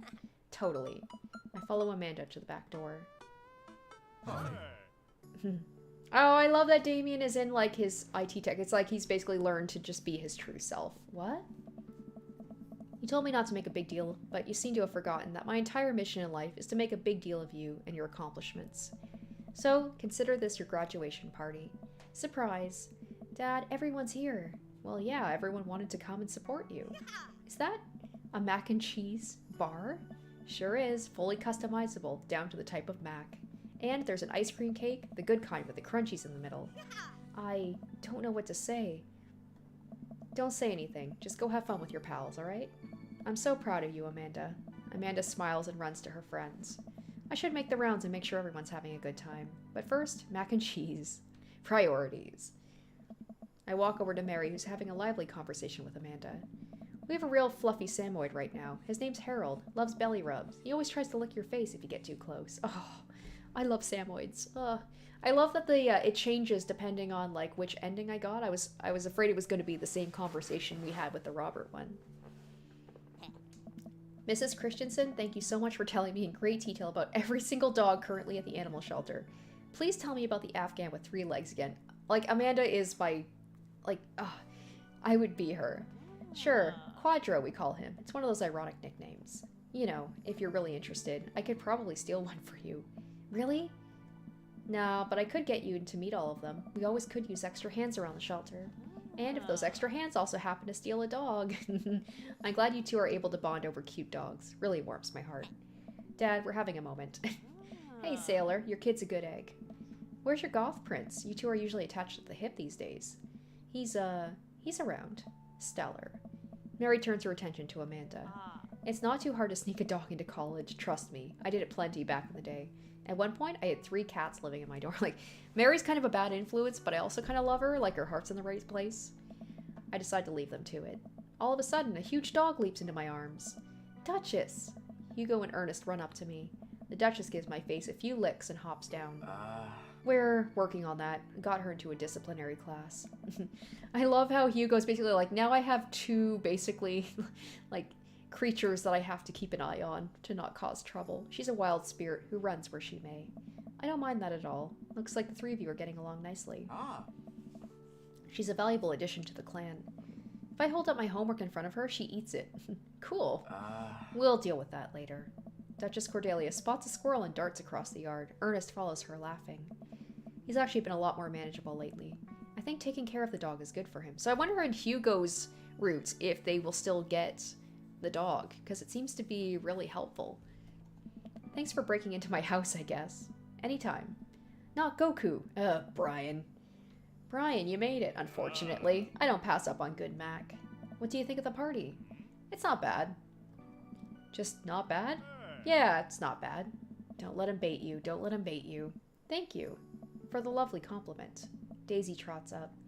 Hi, Amanda's dad. Hey, Brian's daughter. See how that feels? This is a really great party. Thank you so much for inviting us. You're very welcome, tiny child who knows how to pay a compliment. Brian and I lock eyes. This isn't over. Hey, bro. Bro.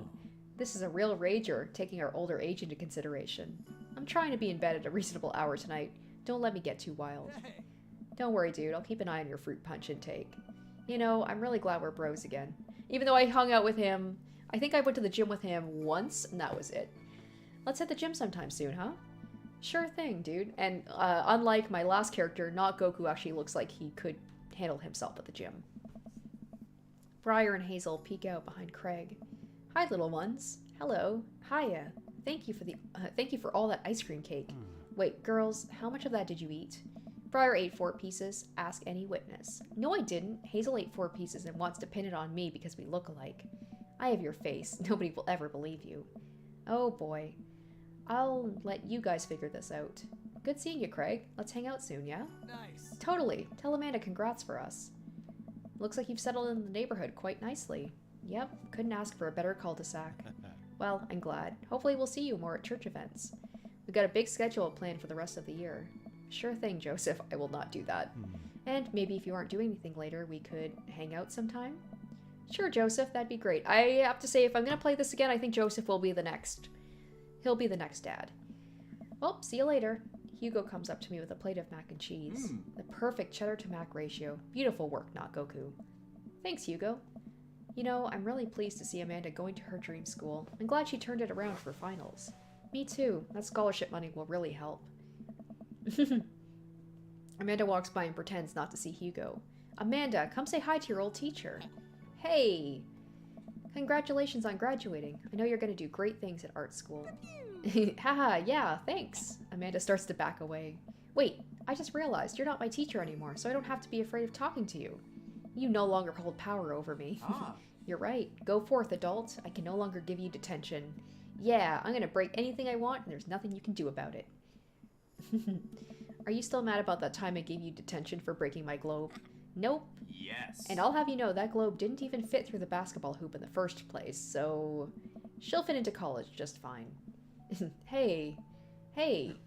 Not much to say to Robert. We barely talked. Robert gestures vaguely to the snack table. Good stuff.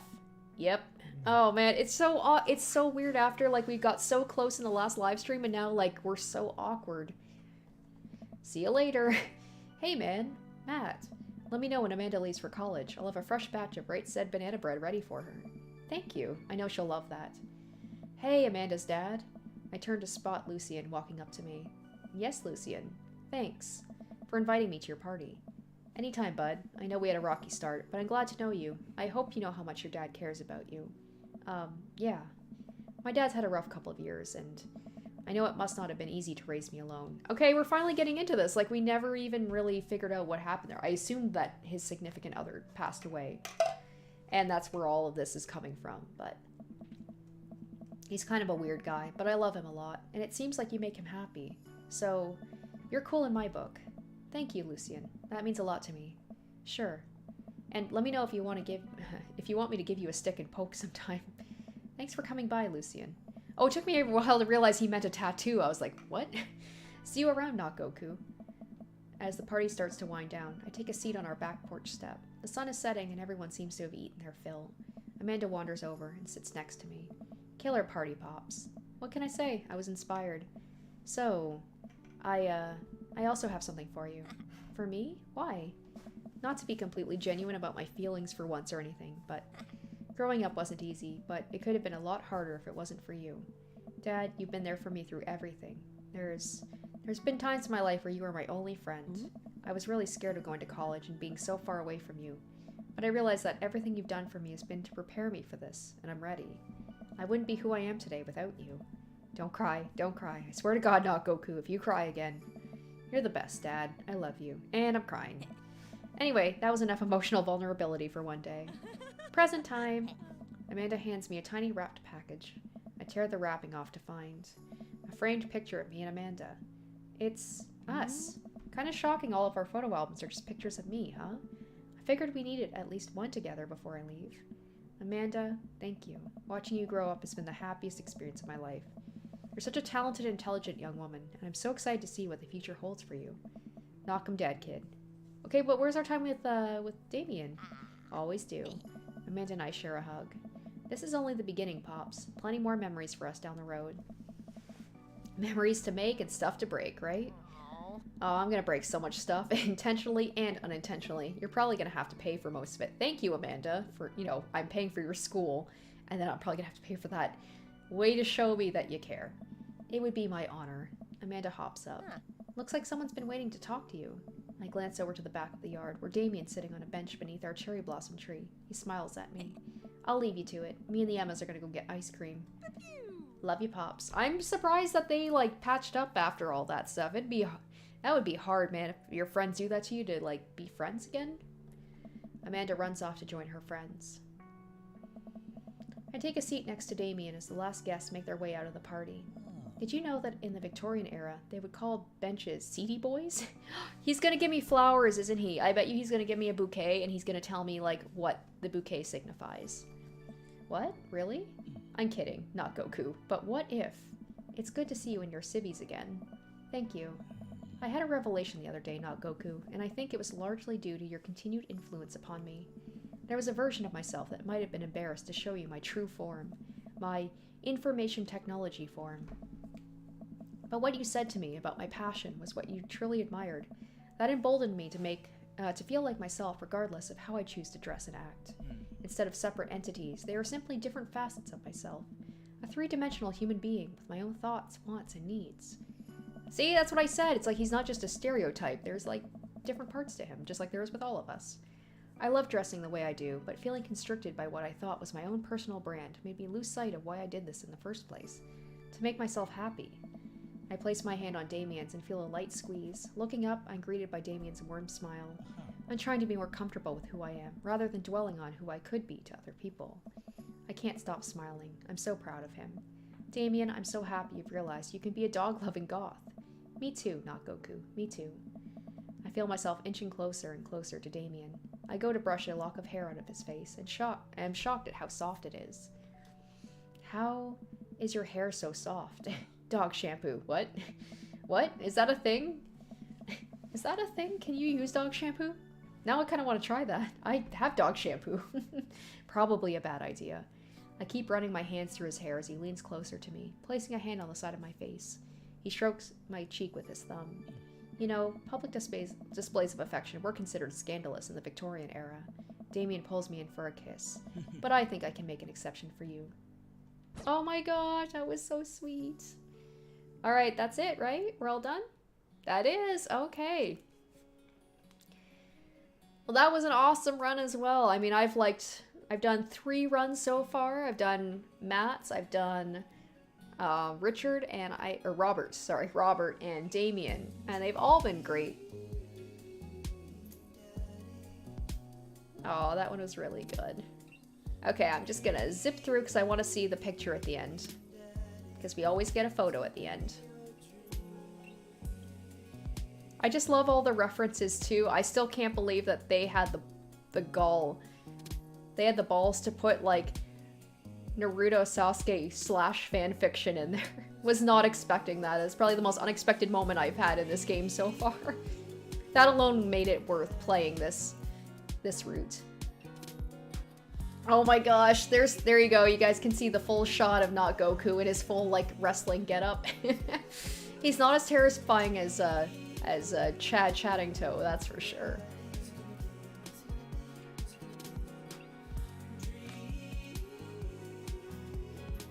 All right, very nice, very nice. I thought I am a little disappointed. I thought with all the talk he had on our first date about like flowers signifying, you know, special meanings and bouquets and stuff, I thought I was gonna get a bouquet at the end, but oh well. All right, so that is the full, well, not full because I skipped the beginning part of it, but that is the Robert route. Oh, $4.99 super chat from Gareth Green. Thank you so much. This speech is actually relevant to Umineko. Okay. About like being your true self and stuff. All right, all right. Oh, wow. Thank you for, wow, 2 super chats? Well, thank you so much. Well, I'll have to keep an eye out for that on Umineko and see, that's probably it, right? About like being your true self and different aspects of yourself and things like that. Okay, good to know, good to know. All right. But anyway, so yeah, that is the Damien run. Damien Roots was another great one. Still trying to decide if I want to play more Dream Daddy next week and maybe do the Joseph route, or if I'm going to take a break from this and play something else. I'll have to decide about that. But thank you guys for joining me for this live stream of the Damien route.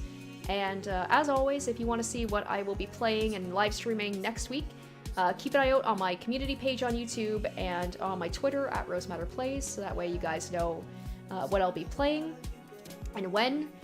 So thank you very much for joining me for this one. I hope you guys have a great rest of the weekend, and I hope to see you for the next one. Until then, take care.